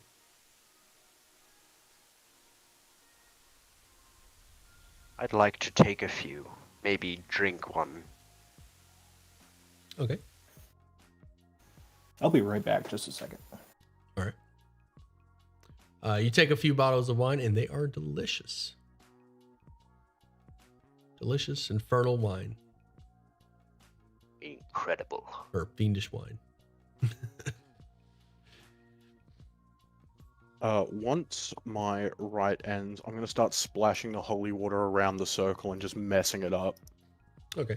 As the holy water lands on the circle, you hear like a sizzle, like the sizzle of crackling bacon as the water hits the circle, and the blood starts to fade away. That's the first time for everything in it.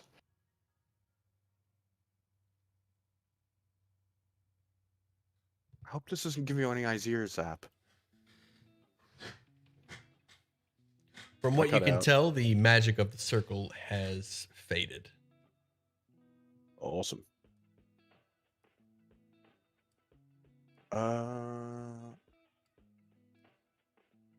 If there's one underground secret room, there's got to be more than one, doesn't there?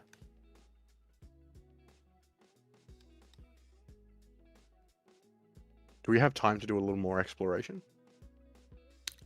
We'll say it's about 4 o'clock in the afternoon at this point. If he hit it this well, under a trap door, then in a secret, like, door that you had to have the password for that was inside, he probably didn't expect people to get down here. That's true. I mean, we should look around, but I'm not holding my breath.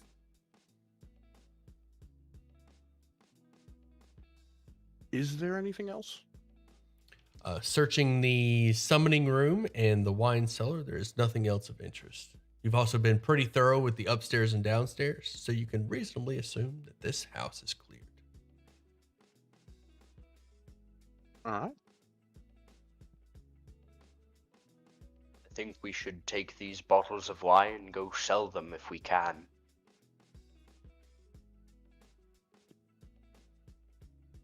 I mean, sure, why not? Better Well- than drinking the stuff, at least. How are we gonna say that we got a hold of some fiend wine? I don't know. Say the wizard conjured it or something. I don't. I've conned people before, and this doesn't sound like it's gonna be very easy.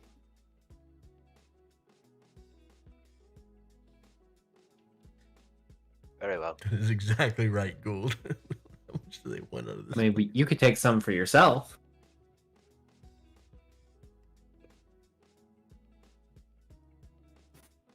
I mean, like, is anything easy in life worth doing?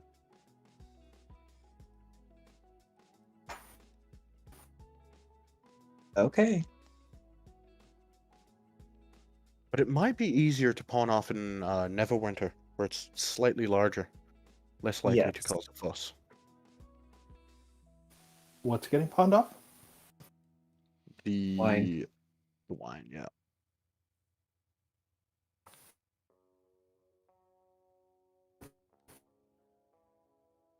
Shall we take our leave?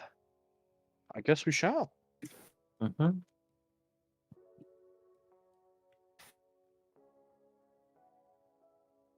Absolutely. Just to be clear, the wine did not look fiendish. It looked like regular wine. I just said fiendish because it was down here with the. Right, but people would probably know the. Would they know the difference between the flavor, or is it just regular wine? It's just regular wine. He tasted it. Oh. It was delicious. Okay. Very good.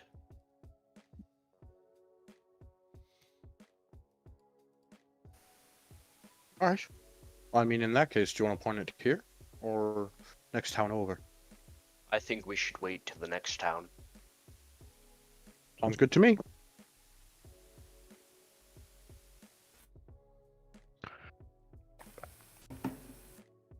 Do we tell them maybe about the demon summoning circle, and that's the whole Well, they- Baylor thing? They said they didn't want us in here anyway, so we That's destroyed true. the circle. I don't think anyone else needs to know. Information is meant to be spread. People have a right to know the truth. Right, but who are we going to tell? The people who told us not to come in here? It seems like Some No, we're people not gonna are tell them. Capable of handling the truth. How about this? We will write a letter to be left in their care, but not until after we've left town. They get to know, and we get to walk. How does that sound? Okay, I guess. Can wine have an alignment? It Agreed. cannot. I don't think it can. Sounds good to me. The written word triumphs once again.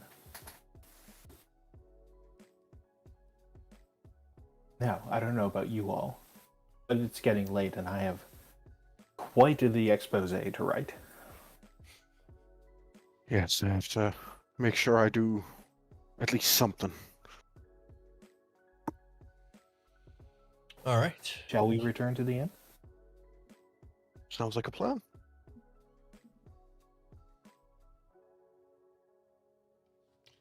All right, you guys make your way out of Tressendar Manor with a couple of bottles of wine. We'll just say 3 bottles of wine, and head over to the Stonehill Inn. As you enter the inn, the hearth is still lit. That warmth hits you. It's nice, comforting. You can smell pork coming from the kitchen area. It almost makes your mouth water as you walk into the tavern. Over at the dark corner where the tabaxi is sitting now has both the Minotaur and the gnome, all 3 sitting together. And the gnome appears to be teaching the 2 of them how to play a card game. Master Stonehill is still standing behind the counter serving drinks. The miners, the dwarf and humans, among the tavern patrons, are a bit lively, or a little bit more lively now that they've had a few drinks and have been enjoying themselves. And the young woman whom you met earlier is roaming around the tavern, taking orders and delivering drinks. What do you do? I'm gonna go ask Mr. Timber to teach me how to play cards. I know how to play cards, but he doesn't know that. Gimbal motions you to sit down between the Minotaur and the Tabaxi. Says, all right. The buy-in is 1 gold piece. Well, what game are you playing? 3 Dragon Ante. You heard of it? I mean, I've heard of it. Like, I'm a con artist on the street. Can I guidance him before he goes over? Yes, you can. Sweet.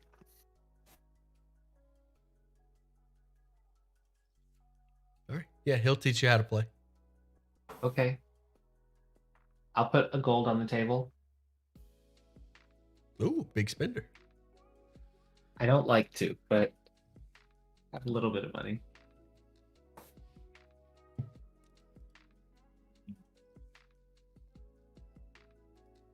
All right. He teaches you how to play. Roll me an insight. Hmm.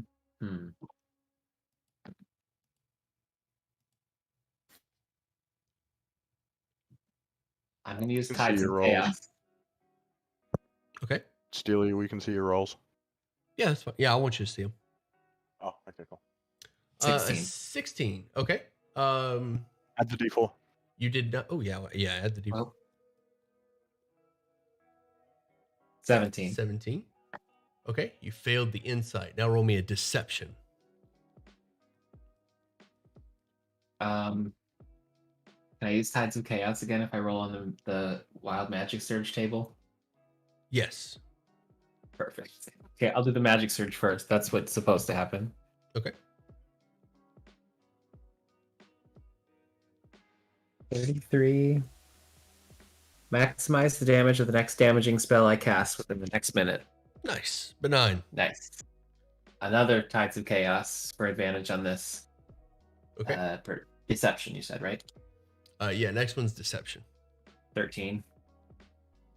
A 13 does not get it. And finally, an intimidation. Can I do another one with Tides of Chaos? Uh-huh.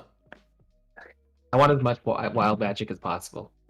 By the way, those 3 2d10s that I rolled, the DC is that plus 5 is the DC that you're going for. So this next one's DC 15.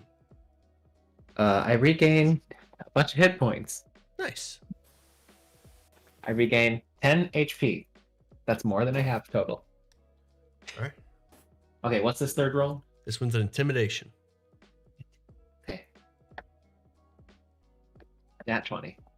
Nat 20. Nice. Okay. 1 success. You lose half of the money that you bet. So you're down to 5 silver. No. Remember, guidance is on every roll you make for a minute. Oh, it is. Yeah. Could Deception have beat that then? Let's see. Your DC for deception was... Where's my D10s? Got 17. 18. Oh, okay. And it won't help in that 20. Yeah, the DC was 19, 18, and then 15. So that last one. Okay. All right. You lose 5 silver. Okay. From your gold piece. What's everybody else doing while he's playing cards? I'll go up to the table after I see Zap look crestfallen at losing his wager, and I'll say to Gimbal Timber, "Oh, come on now! You don't expect to get very far gambling with children, do you? Why don't you push your luck? I heard someone tell me today that fortune favors the bold. Well, let's play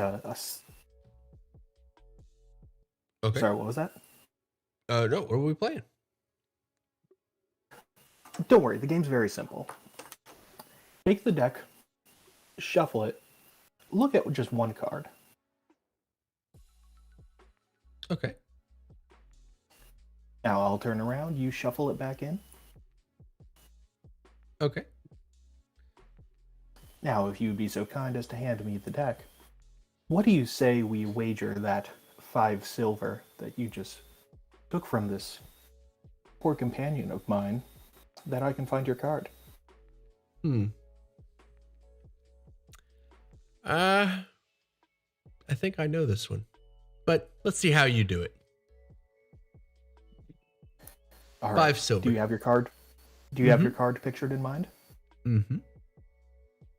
All right. I will cast Detect Thoughts.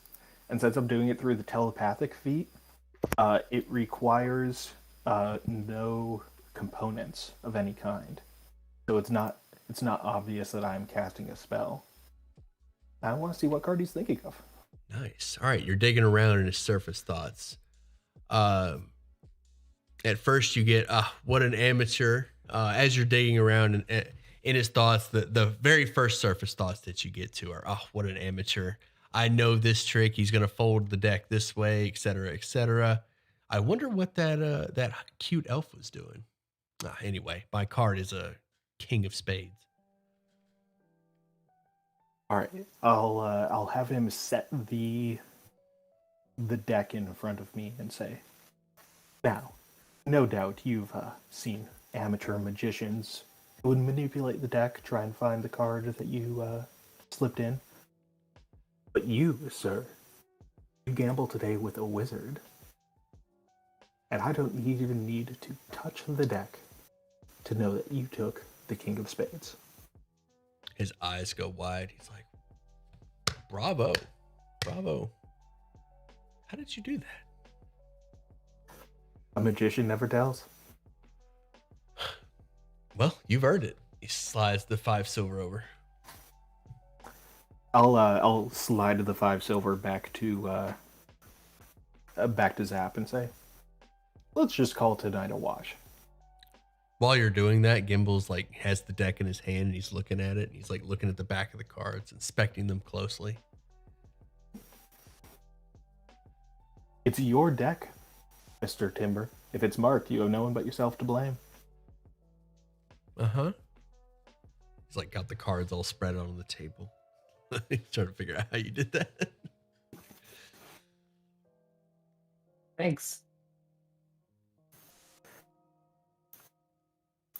Now, I don't know about you lot, but I have work to attend to. And I'll retire to my room and begin writing the expose of the sordid Trezenar manor and of the evidence of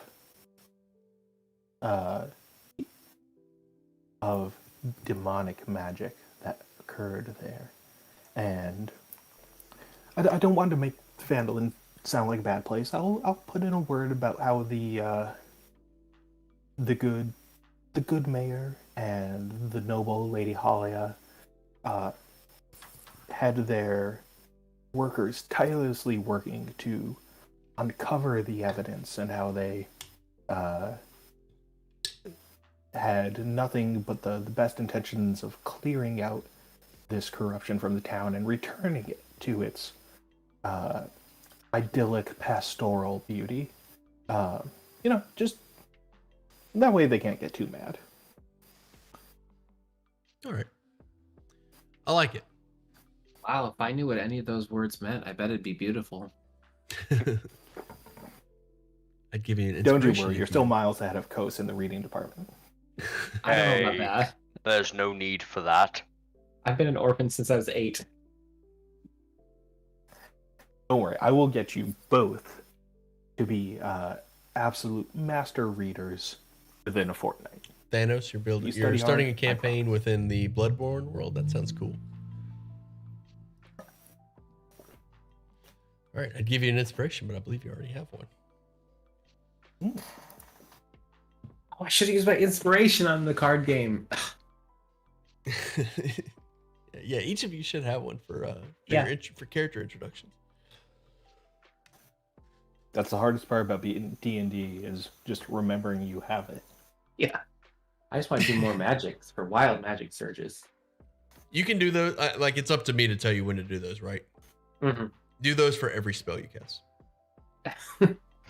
Yeah, so I roll a d20, and if I get a 1, I get a surge. Actually, oh, okay. All right, never mind. But if I use Tides of Chaos, I can take a surge to re-get it back. Okay, it's guaranteed. That's what I did in the game. Okay, gotcha. And I was going to do them for every spell. My That's the God. whole point of taking this character. Yeah. All right, what's everybody doing? Koss, how you wrapping up the night? Koss is gonna walk up to the barmaid and ask, "Which room has the most beds in it?" The most beds. The maximum is 2 per room. I'll take the 2-bed room. Okay. You can get the key from Master Stonehill, and it's 2 silver a night. Very well. I walk over to Master Stonehill and ask for the key and hand him a gold piece. All right. Slides the key and says, "I love adventures. You enjoy your stay. Let me know if you need anything." I will.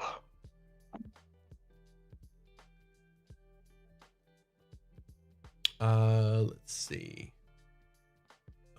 Kara, how you wrapping up? I think Kyra might actually go and talk to Sister Gorilla and speak philosophy, if that's possible. All right.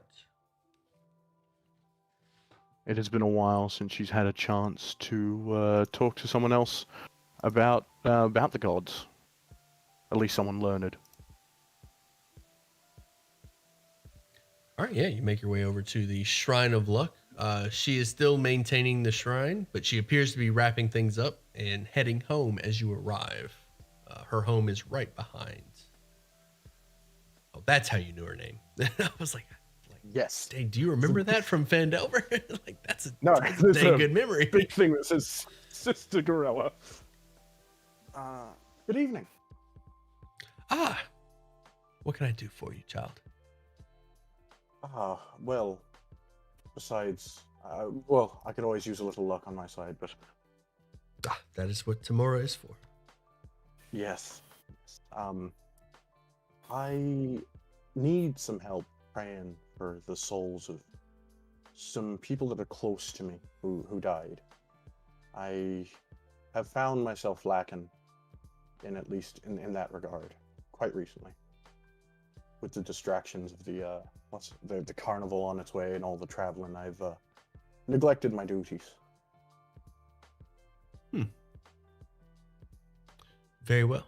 She lowers her head and closes her eyes and puts her hand on your shoulder and brings you in close. Thank you. And yet, Kyra's going to pray to the Raven Queen for the souls of her brother and father who passed in a fire. Do you mention the Raven Queen out loud? Probably to Sister Grella, yes. How does she react to that?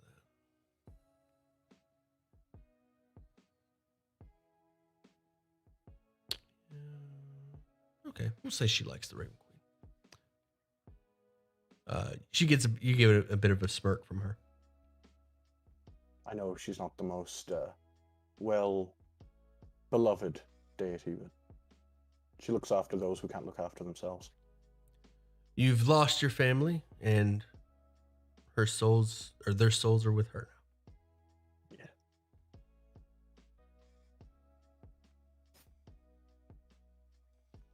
Kyra's nodding like, yep.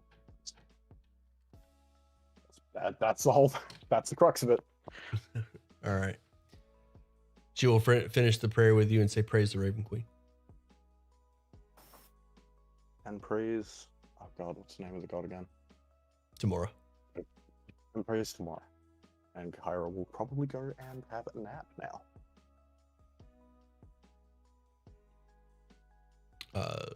Sister Gorilla will leave you and go home. Long rest, everybody. Anything else anybody needs done? Zap stays down in the bar area to people watch because the Minotaur with all those muscles really catches his eye. The Minotaur, as the night goes on, gets completely hammered and passes out right on the table. Like he's sitting in his chair and he's just laid out on the table, his arms outstretched, just taking up as much room as possible on his table. Snores loudly, drools excessively. I don't know how raunchy to be, but imagine something naughty. We'll just fade to black. What? No, never mind. I don't want to know. All right. I'm going to use Gus to blow up his skirt. Oh my goodness. We'll say that. Long rest goes uneventful. It is now morning in Phandalin.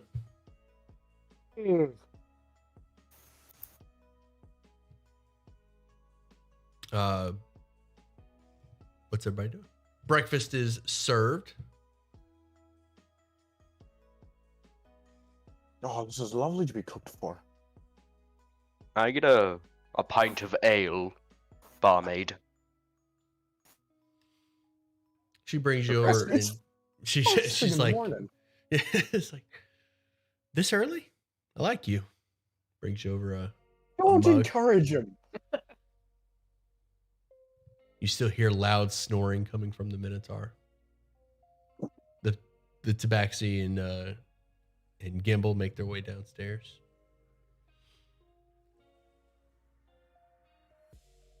Us is gonna finish his drink and throw the mug at the Minotaur to wake him up, because the snoring is very annoying. He lifts his head up, his back, like he stretches out, he looks up, blows steam out of his nostrils, and then says, "Did I win?" He's talking about the card game. Sap, he's talking about the card game. I didn't say anything. He says, "Did I?" He looks around at the table. "Did I win?" Well, your skirt's flipped up. Oh. He adjusts himself.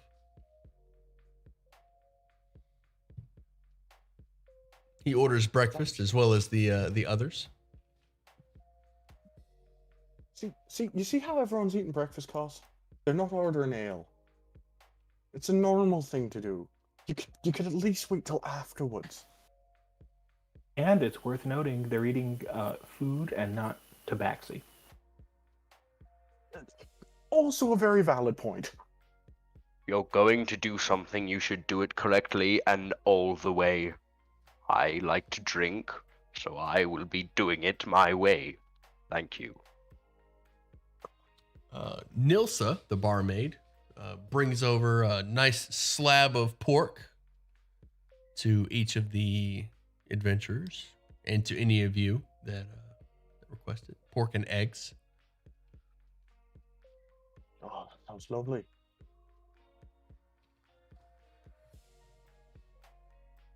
I won't turn that down. Yeah, it's nice to not have to fend for myself.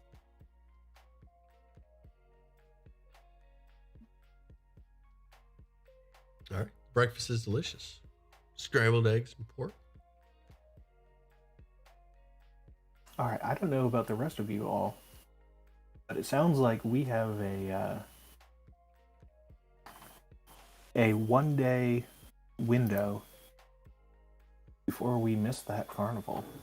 Correct me if I'm wrong. It's Yeah, we need to leave 3 today. days travel and we're 4 days travel and we're 3 days away. The carnival opens in a day. It is 3 days travel to Neverwinter from here, and the carnival opens in 3 days.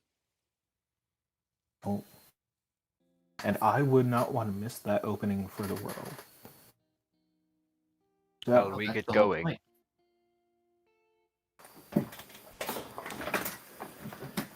How much would it be to rent a cart to Neverwinter? Book price. But as you make your way over to Barthen's Provisions, you see several wagons of other adventurers that are making their way to the carnival, including the Minotaur, whose name is Basil. We'll go ahead and get that out of the way. His name is Basil. The Tabaxi, whose name is Quiet Canvas. He goes by Canvas. And Gimbal, of course. And they are loading up on the wagon. And they offer you passage. Or they motioned you to come on, like, no, you're not traveling that road by yourself. Hop up next to lovely Basil. welcome. Basil just kind of looks at you. Hello there. Hello.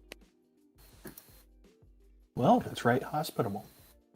Before we leave, I will quickly jot down the letter we were talking about to the mayor, informing him of what we found in the basement of the Tresidor Manor. Right. And just, it sounds like he already had knowledge and or suspicion of what was occurring, but I'll just lay out the evidence of what we found, and I'll thank him for his part in keeping Fandolin a safe and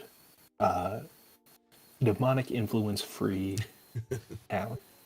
All right.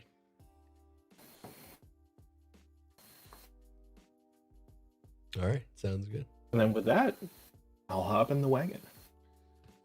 All right. The wagon sets out. Over the course of 3 days, you learn a little bit about your traveling companions. Gimbal, I'll just tell you the skill set. Gimbal is a College of Eloquence bard. Basil is a cleric of Tempest, god of war, or war cleric rather. And Canvas is a scout rogue.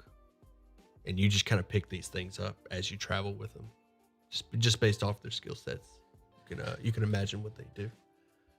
And you arrive at the campsite of the carnival that has not been set up yet.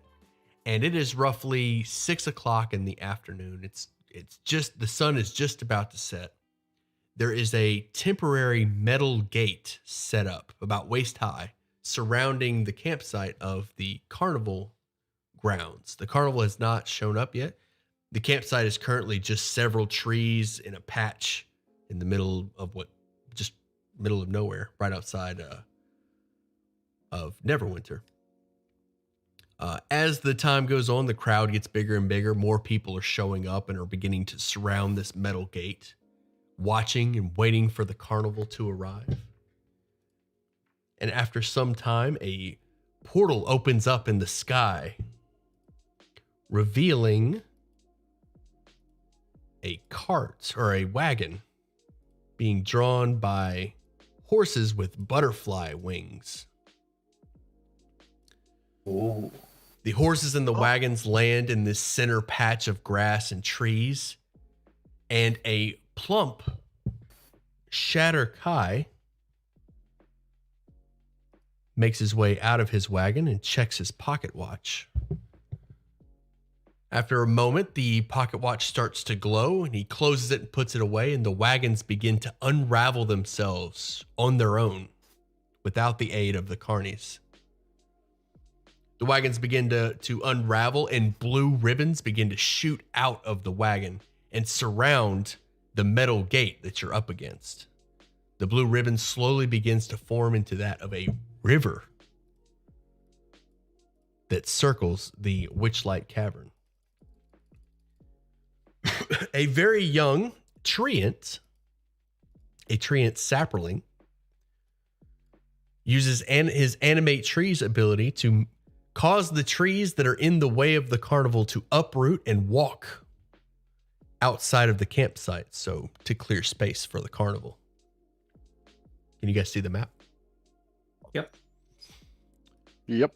And as the carnival unravels and finishes within the hour, the crowd begins to form at the ticket booth.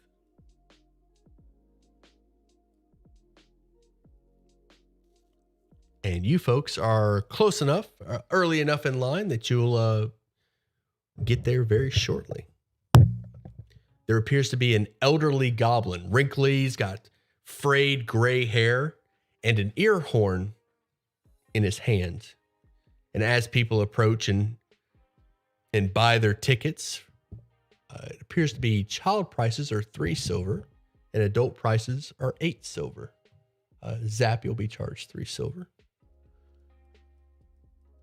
One by one, you each walk up to the ticket booth and the goblin speaks to you. We'll start with Koss. You walk up to the ticket booth and the goblin leans forward. Can I help you? I'd like a ticket, please. He pulls out your a ticket, sets it on the counter, and slides it to you. Your ticket has been paid for. By whom, may I ask? An anonymous benefactor. I see. Thank you. Vivek. I'll approach and introduce myself as Vivek Duar and say that anonymous benefactor wouldn't have happened to have mentioned a certain little me, now would they? The goblin puts the ear horn close to his ear and leans forward. It was worth a shot. One adult ticket, please. Your ticket has been paid for by an anonymous benefactor. And he slides a ticket. Oh, how wonderful. Kara. Yeah, I'll walk up with a big grin on my face and go, 1 ticket, please. 1 ticket, please. Your ticket has been paid for by an anonymous benefactor. He slides a ticket your way. Should pick it up and walk in. And Zap. 1 child's ticket, please. The goblin leans backwards, his eyes blink rapidly, and his ear horn lowers. He shakes a moment and grabs his ticket and slides it over to you. Your ticket's been paid for by an anonymous benefactor. Thank you. All right. You guys make your way into the carnival. To your left, you can see the bubble pop teapot with several bubbles shooting out of it. Inside of the bubbles are carnival guests floating within these bubbles across the Witchlight Carnival. As they float, as your eyes follow the bubbles, you see massive dragonflies with carnival guest riders riding across, watching the carnival. Further to your left, the mystery mine, there's snails getting ready to race, slowly crawling up to the racetrack.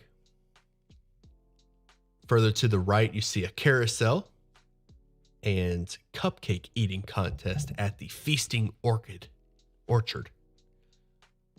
And finally, the big top right across. You are free to roam the carnival as you please. Cake eating contest. We'll also be going to the eating contest. All Yeah, right. sure, why not? I'll follow those two. They always seem to get me into and out of trouble. All right. Cupcake eating contest it is. As you make your way to the right. I'll race you, Coast. Coast, you gonna race? Yes. All right. The two of them quickly bolt, Kira and Vivek. And as you guys begin to take off, you see Northwind, the awakened the treant sapperling, with a red squirrel in his hair. His branches, we're going to call it his hair. Golden seeds appear to be showering from the tree's hair. And children with face paint are running all around the treant trying to catch the seeds before they hit the ground. As the golden seeds hit the ground, they disappear. While the children do that, the squirrel in the hair of the treant is handing out dandelions and telling children to make a wish and blow on their dandelion. What do you do?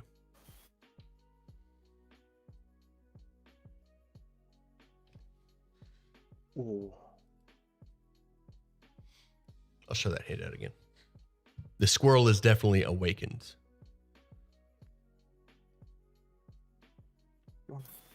You want to go make a wish, kid? You can say to Zap. Do I get a dandelion before I go, or am I out of there already? Like as you begin to take, like you get stopped by a crowd of children. Like as you're running. Okay. So do I get a dandelion? Yes, the squirrel will pass you a dandelion and say, "Make a wish, child," and blow the dandelion. I wish. And he will do the same for each of you that stop at the tree. Thanks. All right. Those of you that blow the dandelion and make a wish, make a note of it in the bio info section of your Roll20 sheet. What your wish is. It's going to come up later. All right. I'll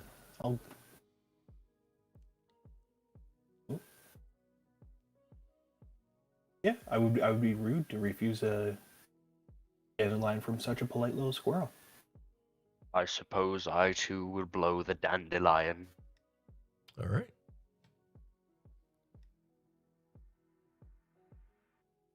The red squirrel smiles at you as you make your wishes and blow on the dandelion. Red the squirrel smiles at you as you make your wish, and golden seeds continue to shower from the head of Northwind, and children are frantically trying to catch the golden seeds, and as they do, they turn into gifts from the carnival.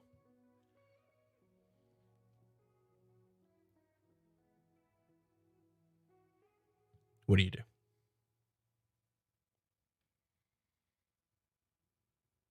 I'm gonna catch one.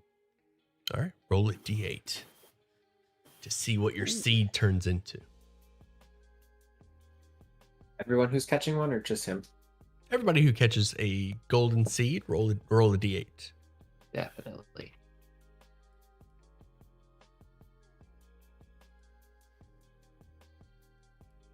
Is this something that I want a high number on? They're all pretty good.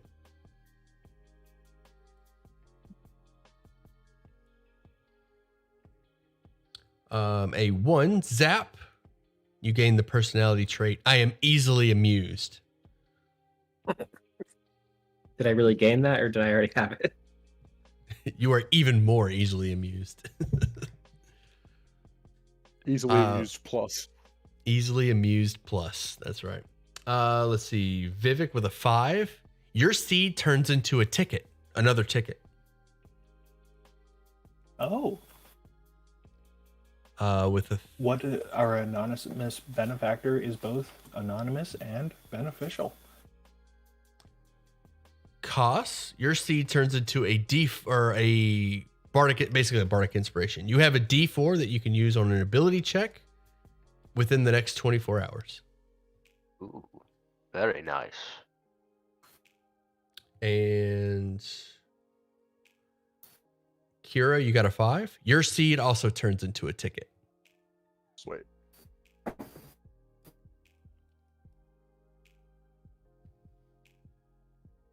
Northwind stomps away. The treant Northwind stomps away and says, "Enjoy the carnival, children." That I will. Shall we continue to the contest of feasting? Yes. All right. They're more than welcome to attend the feast. I'm going to stop off at the dragonfly rides on the way. All right. The dragonflies appear to be getting ready for flight. Northwind has stepped away for a bit, but he eventually makes his way back over there. And offers you a dragonfly for 1 stamp of your ticket. Your tickets are worth 8 stamps, by the way. Well, this seems like a good as use of any. I'll hand it out. All right.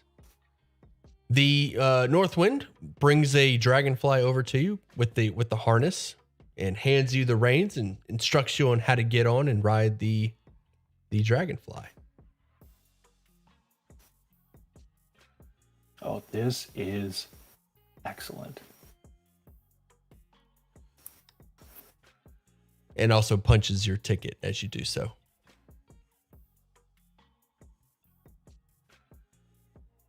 You ride the dragonfly? Oh, absolutely. So the dragonfly will do a figure 8 over the carnival.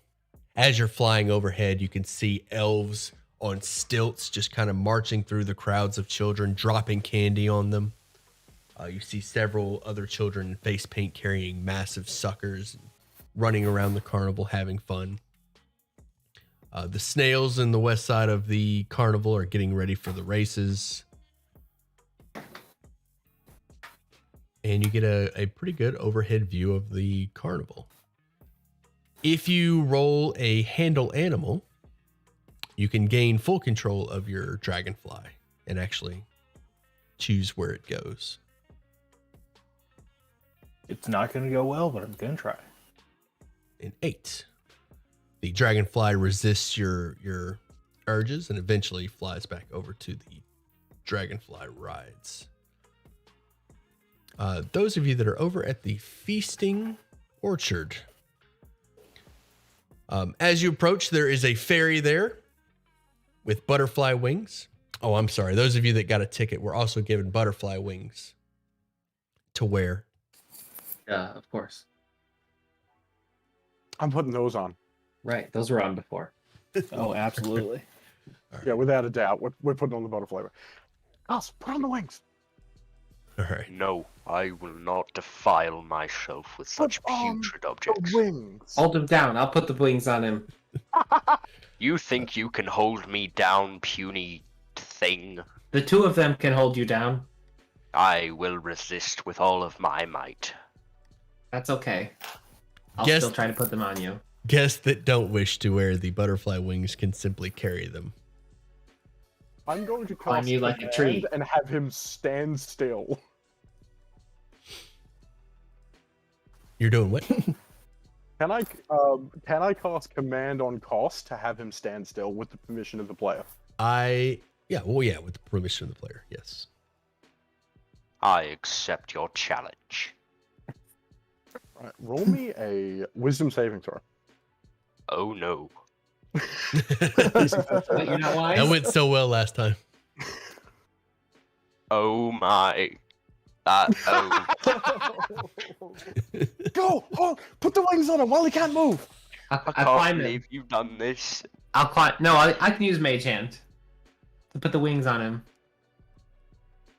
You dare defile me like this. Gosh, Oh, you're come gorgeous. You're not defiled. I You're do not. beautiful. You will regret this day for your entire life, I promise. And then I say, okay, you're good to go. Smack him on the butt. I can't reach much higher. He's really tall. No. All right. As you guys approach the feasting orchard, and fiddling with your butterfly wings, music and mirth radiate from this park. The heady scents of flowers, mead, and berry pie waft through the air. Stilt walkers pluck fruit from trees, musicians drum, pipe, and strum, and everywhere there is singing and dancing, and an inordinate amount of custard. A fairy with a top hat and a cane motions you over and says, "Step right up, step right up. The fairy cake eating contest will be beginning shortly. Do you have the stomach?" And he points his cane at you. Zap raises his hand. I do.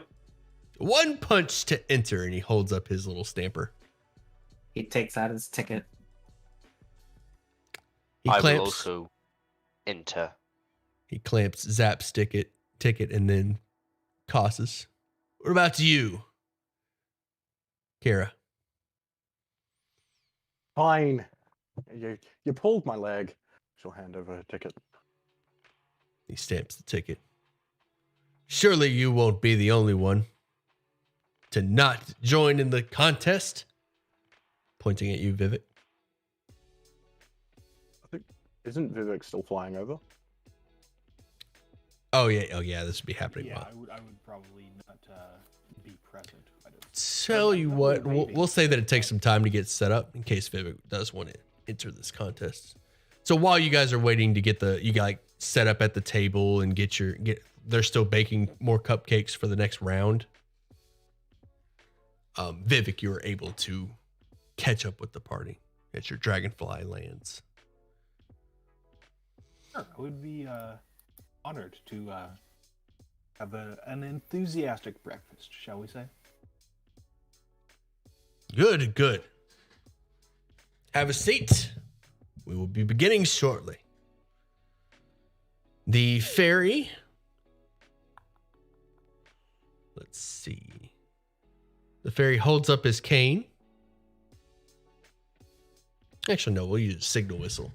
He puts a signal whistle in his mouth before saying, "Ready your cupcakes. Begin." So ready. He blows the whistle.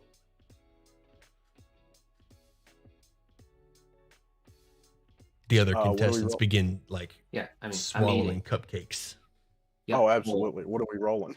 All right, so for this game, you can handle a 3 plus your constitution modifier worth of cupcakes before you start rolling. 3 plus con.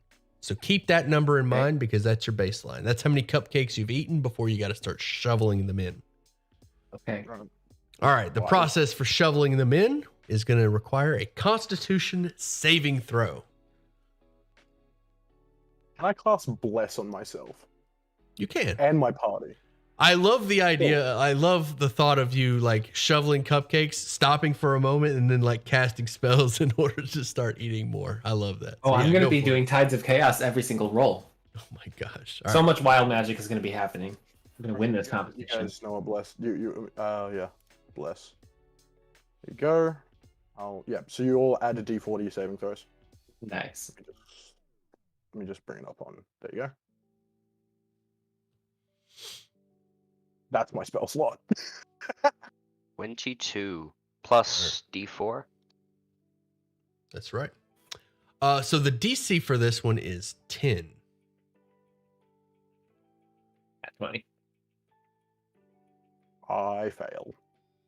All right, you fail. You're gonna take 1d8 custard damage. 7 custard damage. Far out. I can teleport up to 20 feet as a bonus action on each of my turns for the next minute. Nice. Nice. You have as much custard HP as you do regular HP. And when your custard damage puts you to 0, you will be unable to continue to eat cupcakes. Oof. Okay. All right. Roll your con saves for every. Let me know when you fail a 10. And keep track of how many cupcakes you've eaten. Okay. All right. Kira with a 7. Vivek with a 7. Still You're blessed, with right? Yep, you're still blessed. Vivek, you failed the Unless last you one? want me to roll a Let's get Do you want me to roll a concentration off for the custard damage? Oh, that's interesting. Yeah, roll a concentration for the custard damage. Sam, 1d6 flumps controlled by you appeared in unoccupied spaces within 60 feet of me, and they're frightened of me. They take They off. vanish after a minute. All right, I got a 16 on the con. All right. 8. It's 8. Are cupcakes flammable? You're only going to get the D4 for 10 cupcakes.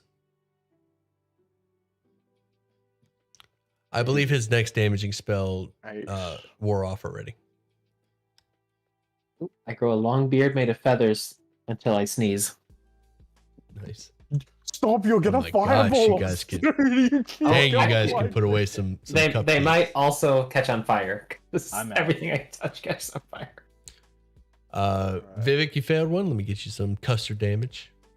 7. That is what it takes to put me out. All right. How many cupcakes did you get? That was 6 total, including the one that I couldn't quite finish. Okay.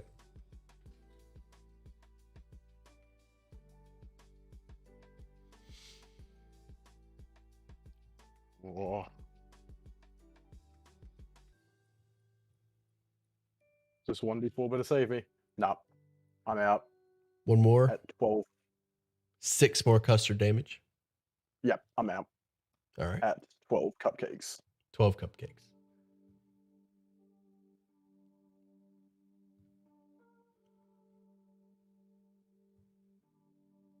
Oh, and I have to roll a concentration for the custard damage. Well, the bless wears off. Would it wear off now? Because we'd be wearing off at in 2 more cupcakes, 3 more cupcakes. Yeah, That's that, yeah, that's kind of tricky. I'd have to keep track of how many cupcakes. Yeah, we'll just say it goes the full amount. So. Yeah. All right. Any failures? Any damage? I got a failure. All right. 7 custard damage. I gotta fail. Okay. 6 custard damage to Zap. no. Gee.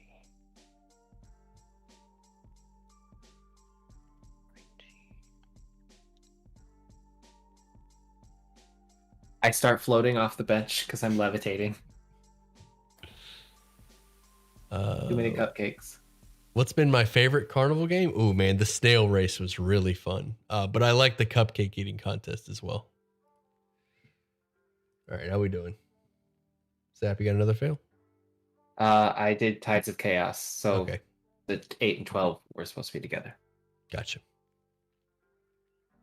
I got another fail. All right. 2 custard damage. Okay.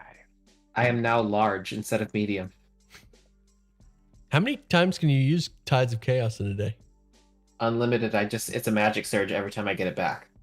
I'm gonna Wow, get 30 that's- feet away from him just in case he Explodes. yeah. If you want to put a cap on it, like that's fine, but it just says Tides of I Chaos. roll has a no- wild magic and then I get it back. That's insane. So that one, I'll use the Tides of Chaos and then pass that, I guess. But there's a chance, Right. We just die. So I'm getting 30 feet back. Oh, now I'm invisible.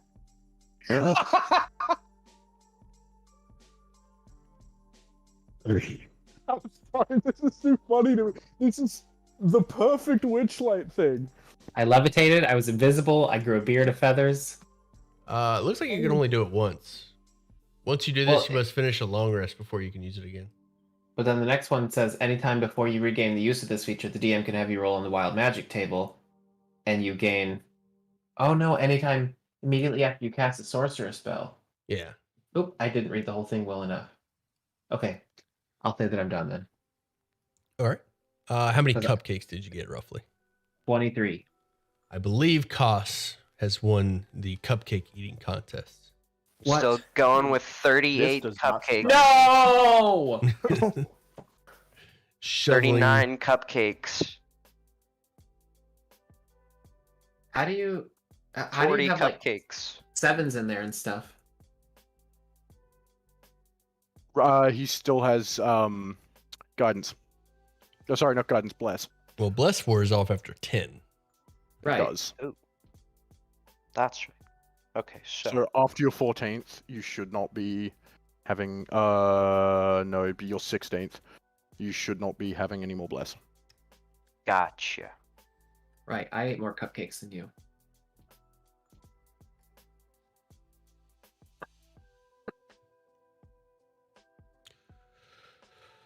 All right. Yeah, we'll say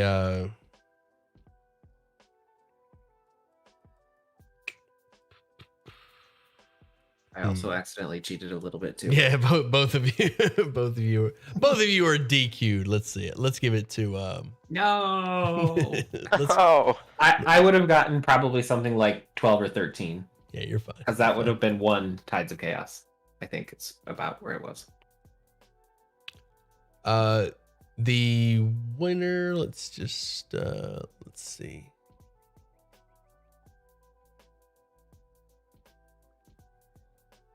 It was probably Kyra then, because I only had 6. I'm definitely not winning this. All right, I got 12. Kyra, you are presented with a very beautiful cupcake with pink swirls and sprinkles on a flower petal, or actually a flower. Like there's a lotus, and in the middle of the lotus is a pink cupcake. Like, Kyra has just the look of a kid in a candy shop. Like, jaw dropped, eyes wide, completely in awe of this tiny little piece of, tiny little baked good. The fairy presents the cupcake to you. Enjoy your gift, your prize. Oh, I will, thank you. She'll eat it. If she can fit it. Do you think she can fit it? Yes. You shovel the cupcake into your mouth, and you are now under the effects of the invisibility spell. The first thing I'm going to do is pull down Zap's pants. Oh my gosh. Zap, you are pantsed. How does Zap it is- feel, tiny man? I mean, it's probably not the first time. I just pull him up. Children point and laugh at your underwear. What are you calling tiny?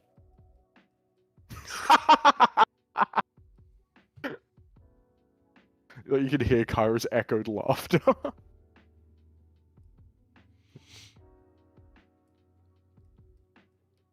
So good. All right, what's everybody doing? Never I'm mind. going to make my way to the dragonfly rides. Oh, absolutely recommend.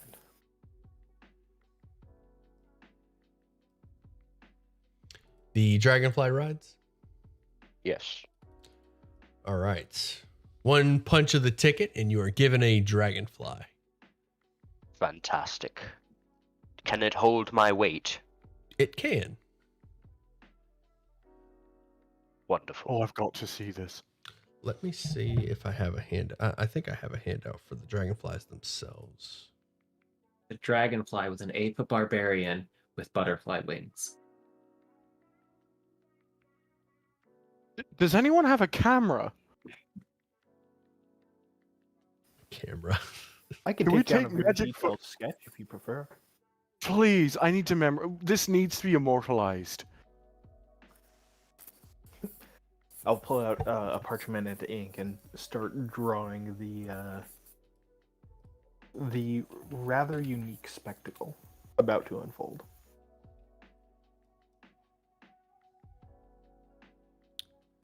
All right. Those of you that get your ticket stamped and hop on a dragonfly, you can roll a handle animal if you want to gain control of the dragonfly. Otherwise, it will fly around in a figure 8 and show off all the wonderful attractions. I'll do it. No, not for Zap.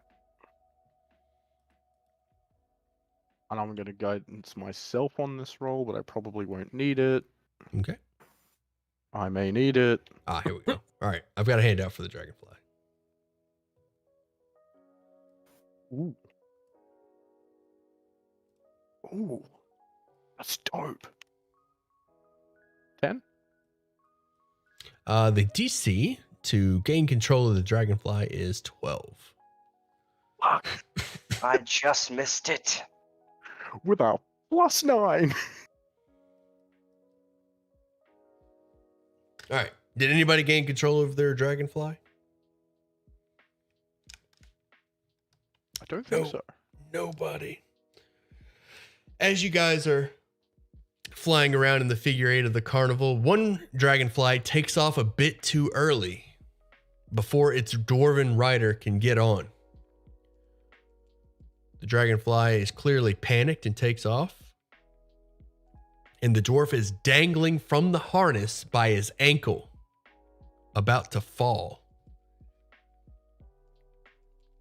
You can have another opportunity to gain control of your dragonfly in order to attempt to save this dwarf before he falls. Holy shit.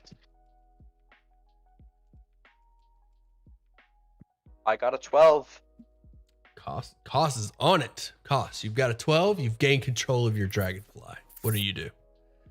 I go to save the dwarf. All right. You hone in. You find its dragonfly. Its dragonfly appears to be in a bit of a panic. You can attempt to calm it with another handle animal.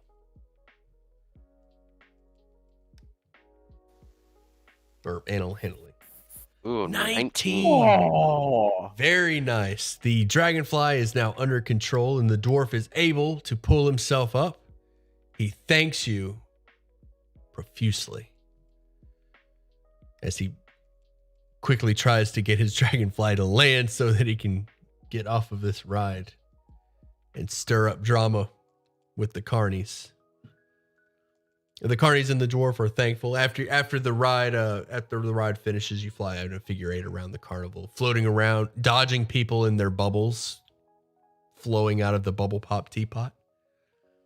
Your dragonfly lands and a bunch of carnies are there to meet you and thank you greatly. The dwarf is also there. The dwarf has been given a free ticket to compensate the accident that took place. And you can feel the dwarf's emotion, like his happiness is like kind of flowing out of him, as well as the carnies. They're all very pleased with your actions and just the general mood of the entire carnival begins to improve. You see the colors begin to become more vibrant. The music is more pleasant. You see a few shooting stars in the sky. Just overall, the carnival is in a better mood. Almost magically. So what did you do? I don't know. I just saved the dwarf. Oh, good on. Whatever it is, it's definitely made an impression. Zap, you were on the ground floor, right? Mm-hmm. You spotted a kinku, a suspicious looking kinku behind the dragonflies when the event took place. Is there a way to get over there? The kinku, as you spotted the kinku, it quickly. Butterfly wings. It's all the guests wear it. As you spotted the kinku, you got a really good look at him. But as you locked eyes with him, the kinku quickly ducked behind one of the stands and then vanished. You can attempt roll a perception to attempt to find the kinku. 18.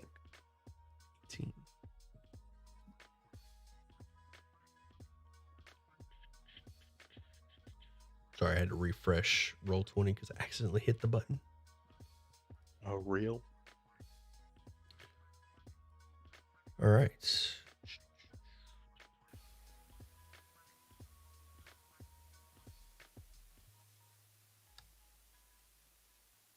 it an 18? 18.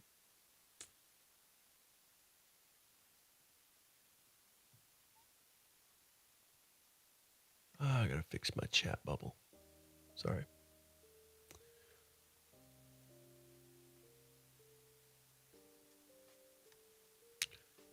And my rolls are hidden.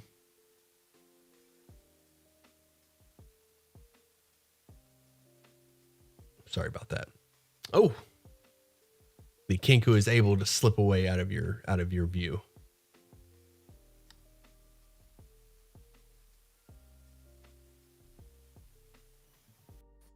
All right. What do you do? Did I see which way it went? It ducked behind one of the nearby stands, and then you go to like look behind the stand, and it's just gone, as if he went invisible. Okay.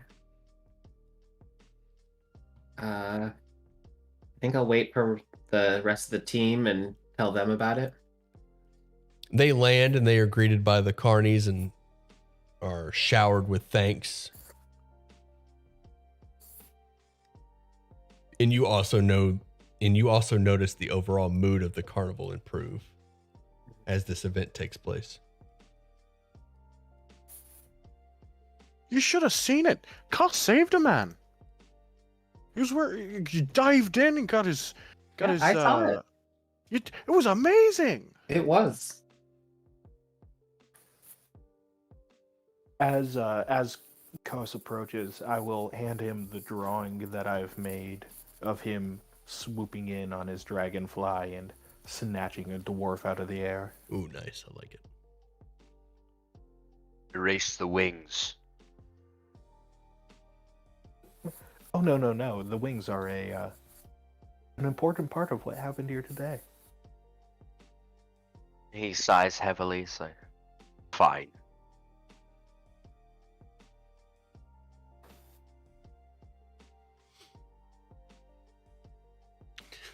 All right, what's everybody doing? Okay, I want to float around in the big bubbles. I'm sorry. Anything I else up got here it. on this side, though? I mean, Yeah. there's carousel. And Yeah, I was some looking at those gondolas. ones. Yeah, the gondolas ones. Let's stop at the big top on the way to the bubble pop teapot. Sounds good. I just don't feel comfortable getting in water wearing all this. Okay. Gesturing to a chainmail. Let's just work our way over. Let's start at the carousel. All right. And then the lost property, that could be fun. We're not stealing from people who drop stuff. As you, I see now what that means. it's lost. It implies ownership. As you guys make your way over to the carousel or the swans? The carousel's right here. That's my vote at least. We can stop at the carousel. Okay. Right across from the dragon rides, as you make your way over to the carousel, there are a number of small carnival games like ring toss and goblin wrestling. You see a stand set up with 6 different small carnival games, and the carny, like the stand where the carny would normally be, has a corpse of a carny sitting in a chair, or laying in a chair rather, a dead body just kind of sprawled out on the chair, wearing the carny uniform and has the butterfly wings, but the body appears to be rotten, like rotting away, and Hey. its jaw is metallic. Hey, Goss. Bet you 2 gold he'll jump to life when we walk over. I'll take that bet. Pyra's gonna walk over. The corpse begins to snore as you approach. Hello. He's gonna poke him. The zombie stands up and kind of rubs his eye. Guests. Excuse me. Yeah, no, it's fine. Goss, you owe me 2 gold. Fine.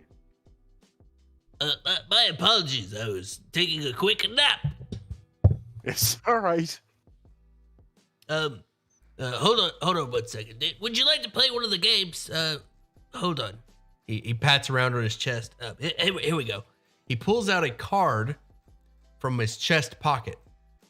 He looks at the card and says, here we go. Welcome to the Witchlight Carnival.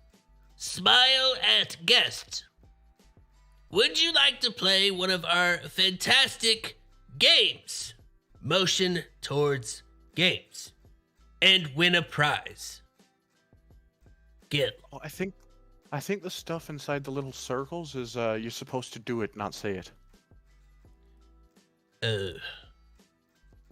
Maybe. Give it a shot. No. I already said it. Do you want to play? I will play. Absolutely. Sure. Yes. All right, take your pick. We have ring toss, Al Mirage ring toss,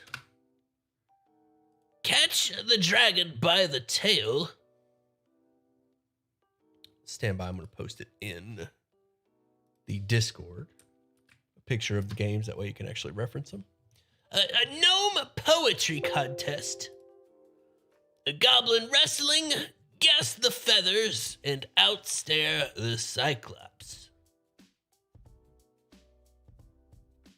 What is the goblin wrestling?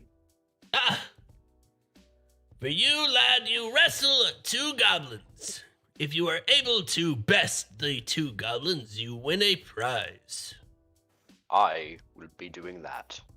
All right, give me your ticket, and let me find my stamper. Here we go, stamper. All right, give me your ticket. Here you go. Click. All right. Well, step right up. If you can pin the unarmed goblins, you win a prize. Take the guidance. I will take your guidance. Is it a strength check or a strength saving throw? It is an athletics check. 2 goblins get in the ring with you. Good luck, frickin' frack. They are expert wrestlers. Begin. Roll an athletics as the 2 goblins approach you. I don't need the guidance. Did not mean to roll that. Oh yeah, they can't even win with a nat 20. You get one goblin in a headlock, and then the other one you like put a knee down on. And you've got them both. They both tap out. That was easy. My goodness, that was impressive. You are quite a big lad. I suppose you want your prize. That would be nice, I suppose. Kilbrew reaches inside of the prize box and pulls out a roll a d8.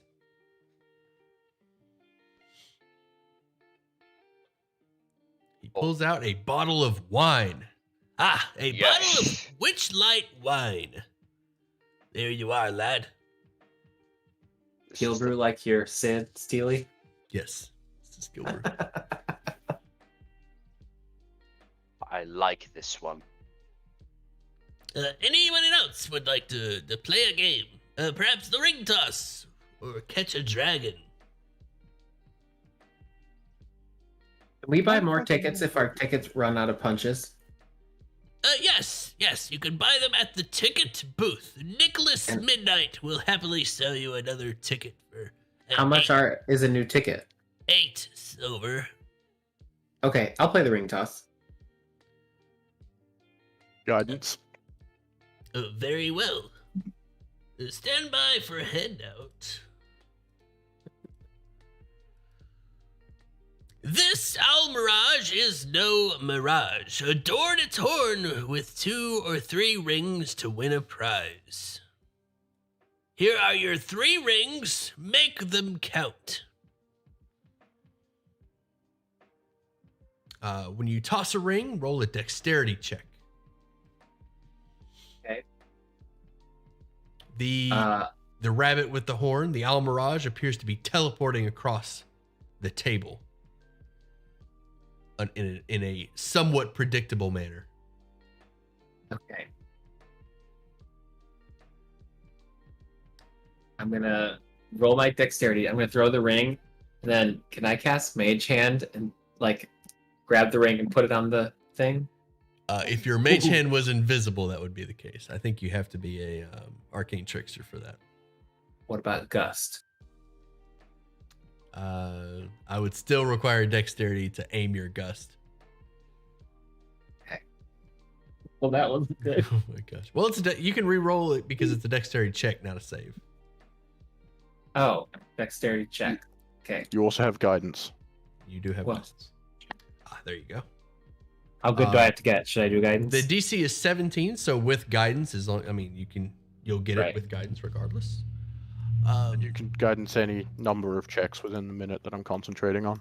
Right. The first ring you tossed lands right on the rabbit's horn. Oh, that was impressive. Very, very nice throw. Can you do it again?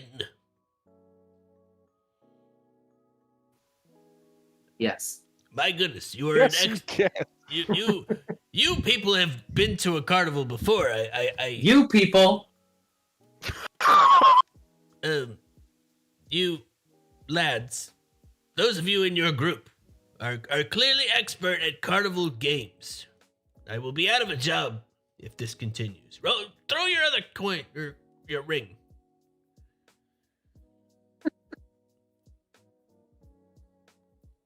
That was a save, lad. I did a check.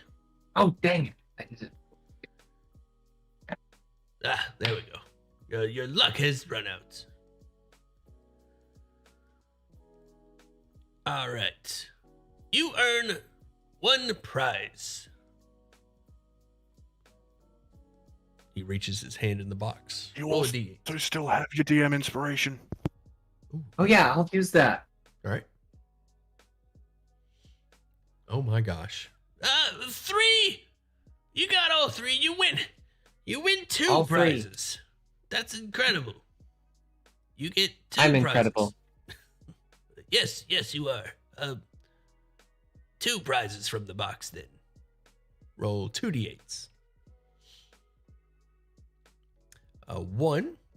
Ooh, nice. You get a trinket. And a 5. You are given a replica unicorn horn filled with candy. And you know what? Roll a percentile. We're gonna let you roll for the trinket you get. You get a trinket from the new Feywild trinket table. 33. A pumpkin cupcake that magically regenerates itself each day at dawn. Okay. Like you have a paper cup that gives you a cupcake every day. Nice. Cool. There you are. Anybody else? One for the Pedro. poetry contest, please. The poetry contest. Very well. Sound the chime. It's time to rhyme. You bring the poem, and we'll bring the gnome. Gil. This contest, you have to outperform a gnome in a best of 5 poetry contest. I need 3 successful performance checks. You get to roll 5 of them. The DC is 15. Go for Guidance. It's gonna make Steely's life hell. it. Dude, guidance is great for these carnival games. This is the only group that's done it so far.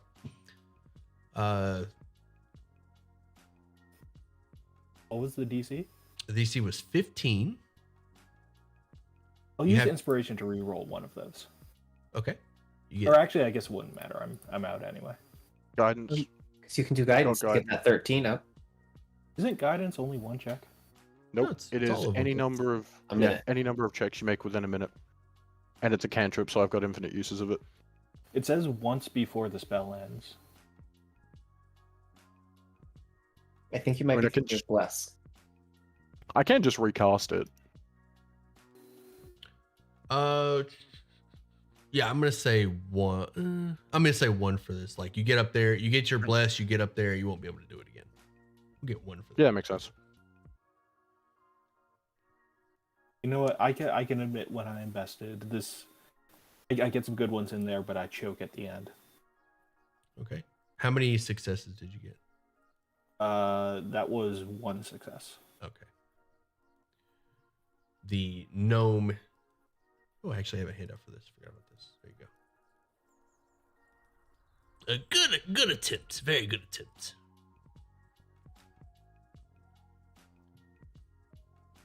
Anyone else? I'll give it a shot. What How do you about that those feathers? Ah, guess the feathers. Birds of a feather. How about feathers of a bird? Step right up and guess how many feathers festoon this fiendish fowl. You see a group of caged cockatrices. Let's see if I have a handout for it. I do.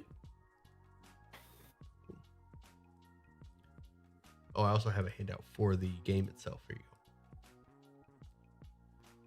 I have to guess how many there is? Well, you roll for this one.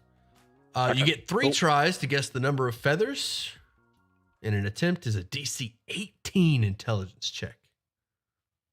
I am going to fail, but I'll give it a shot. Wrong character for this. All right. One of those can have, assuming Kira's giving you guidance, or assuming you're giving yourself guidance. I would be giving myself guidance. So just one of them? That is Actually, okay. yeah, you can give yourself guidance for each of them. Ooh, you I got got 3 it. guesses, right? 20. Yeah, 3 guesses. DC's Nat 18. 1, then a nat 20. It's pretty funny.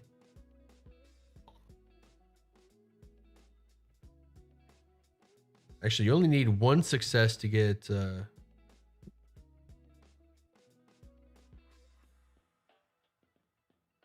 prize. All right, roll a d8 to get your prize. And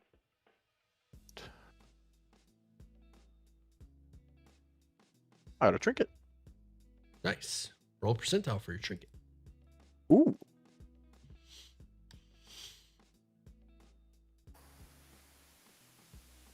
$96. Oh, man. A massive 100-sided die cut from coal. It's a 100-sided die the size of a plum cut from coal. That's kind of cool. It's amazing. You know, usually I'm not a massive fan of the undead type, but, you know, I'm willing to look past it, especially for a place like this. You're not the first one to say that. I don't know. I think this place kind of gives you... It's a very calming effect. Almost like the cares of the world are washed away. Yeah, indeed.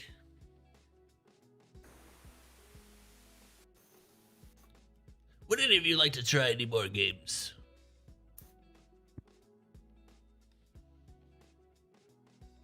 I think I'll give the ring toss a try. Here, stamp your ticket, and here are your 3 rings. Thank you. Add your 1d4 to one of them. Is it a check or a save? It is a dexterity check. Okay.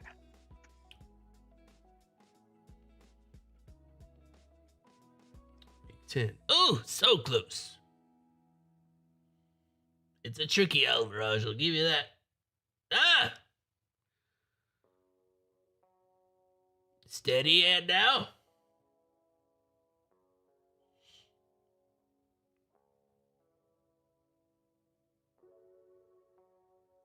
Got 3 rings. Hey, there it is. You got one. Very good throw. Your prize. He reaches his hand in the box.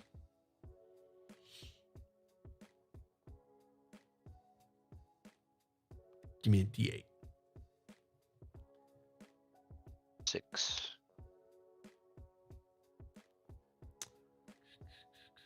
You get a small dang, what are those things that are you get a small application of face paint, which when applied gives you the benefits of a disguise self spell for 1 hour. Very nice.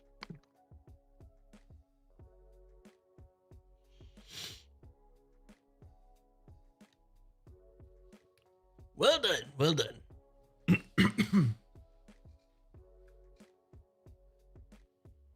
Well, unless anyone has any additional I games. If it's all right with all of you, I think I can outstare that Cyclops. You know what? I think you could give it a go. Well, you got 2 eyes and he only has 1, so You you see Vivek trying to do like math in her head, figuring out whether that makes it twice as hard or twice as easy. Well, it depends on the rules, because if I can close one eye, then open it, then close the other eye. Or if it's just you are not allowed to close your eyes at all. Kilbrew says, "What do you do when the eye of the Cyclops falls upon you? You stare right back if you've got the stamina." This one is a simple con check, DC 14, to see if you can hold your stare longer. Will be a guidance if I need it, and I do not. Nice. Outstare the Cyclops, whoever blinks first. To win, you must succeed on a 14 check. Nice. All right, D8 for your prize. Oh, this was a lot of fun. Another trinket. All right, roll it.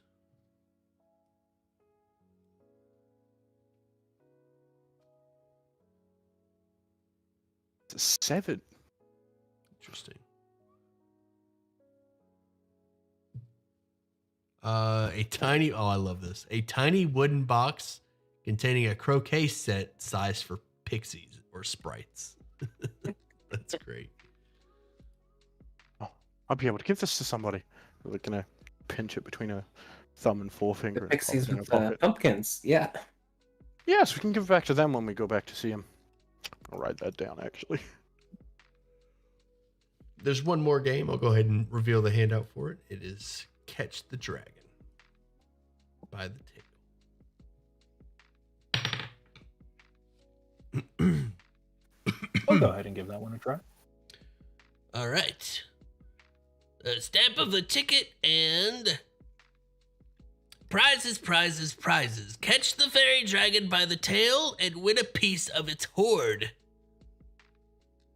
While blindfolded and standing in a booth, you must grab the tail of an elusive, giggling red fairy dragon that flutters around you. You have 3 chances to succeed on a perception check. All right. You my know what perception- happens? Sorry, what was that? Take your guidance. You have To one of 3. them. You have 3 perception checks. One of which you can choose to use to add a D4 to. Nice. All right. Wait, I think you get 2 prizes if you get it the first try. Yeah, first attempt, you get 2 prizes. Congratulations. Very, very perceptive of you. Your eyes are better than mine. Or ears, in this case. Trust me, I would have done much, much worse were I not blindfolded. Oh. All right, I'm All right, going to let's, pull. I'm going to pull something different from the prize. Something you guys haven't rolled yet. Kilbur reaches into the box. Here you are. He pulls out a small packet and places it in your hand. And reaches into the box, pulls out a hand puppet in the shape of a wizard. Oh, I will immediately put that on. There you go. The packet is And a what was packet in of the packet? pixie Oh. dust. It's labeled pixie dust, and I'll post what it does. Oh, that's fun.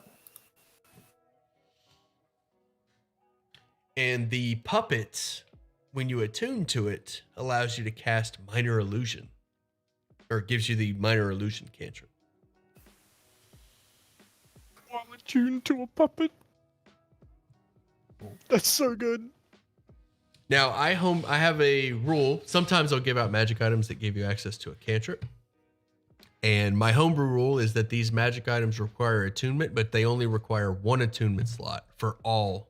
So if you find another magic item that gives you a cantrip, the single attunement slot counts for all of them. Okay. All right. Well, for now, I will absolutely be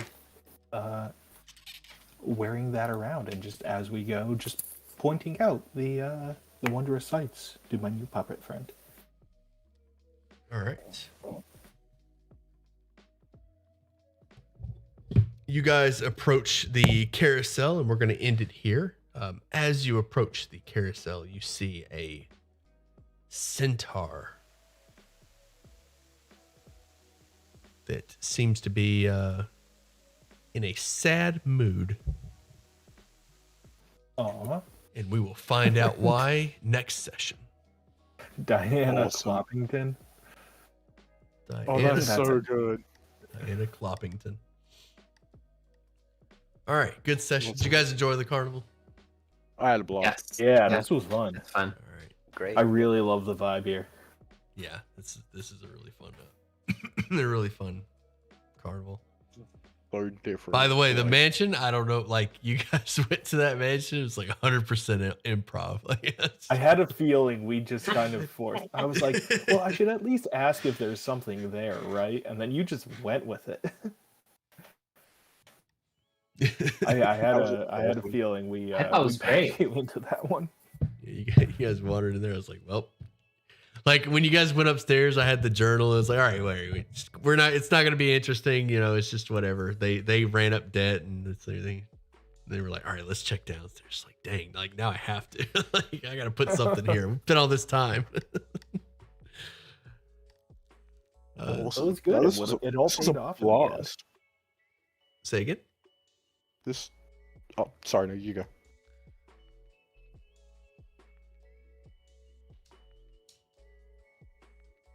No, go for it.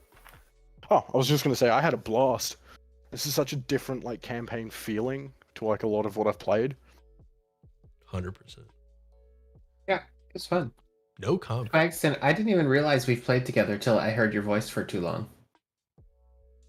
Yeah, I realized like halfway through that we did. We what did was the that, rhyme. Dale together. Yeah, Frostmane. I didn't recognize your name because I only knew you by your character name. Huh, yeah. Was it Fiona Yeah. and Frostmane? Or no, it was Fiona and Candlekeep. In Frost Maiden, it was Sabrael. Oh, Yeah, right. that's Yeah. the Asimar I was brother. the dwarf cleric. Yeah, the Forge Player. Oh, what was his name? I don't even remember. Garim, I think. Yeah, Garum. Yeah. Yeah, good times. Mm-hmm. All right, that was fun. Yeah, I enjoyed it. Yeah, that was good. Thank you for hosting, and thank you for allowing us to go off the rails a little. Yeah. Absolutely. Or a lot. Or a lot. Hey, It's yeah, different. I'm gonna have to pick spells that are not quite as combat focused. yeah. This is a very not very combat oriented Yeah. campaign for sure. Especially this carnival. Have there been any groups that have gotten in fights so far? Nope, not one.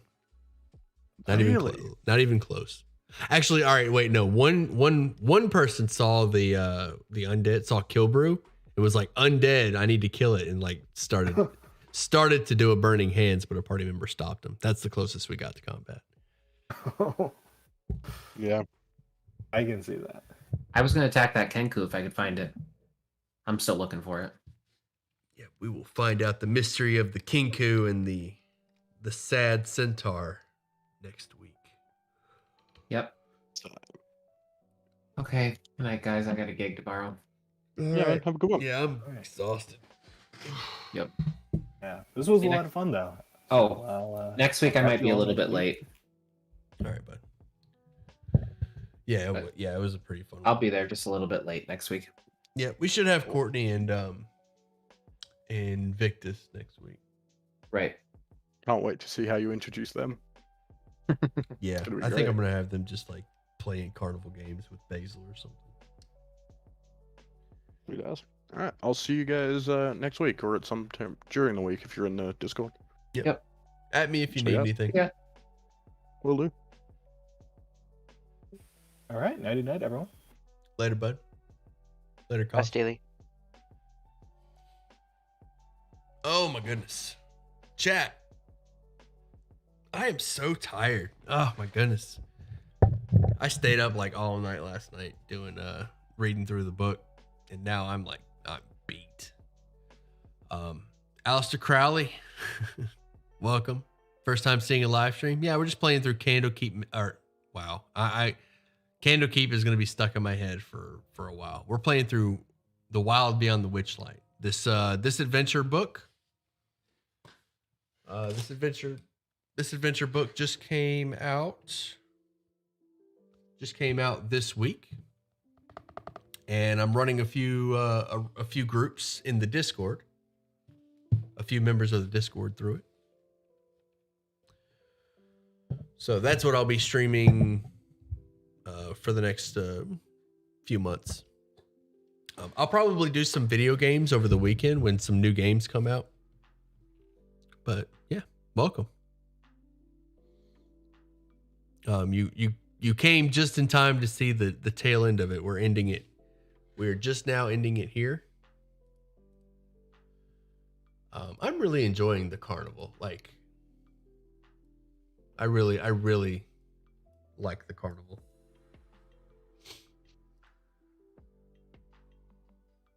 It is definitely unique. But anyway, I'm beat.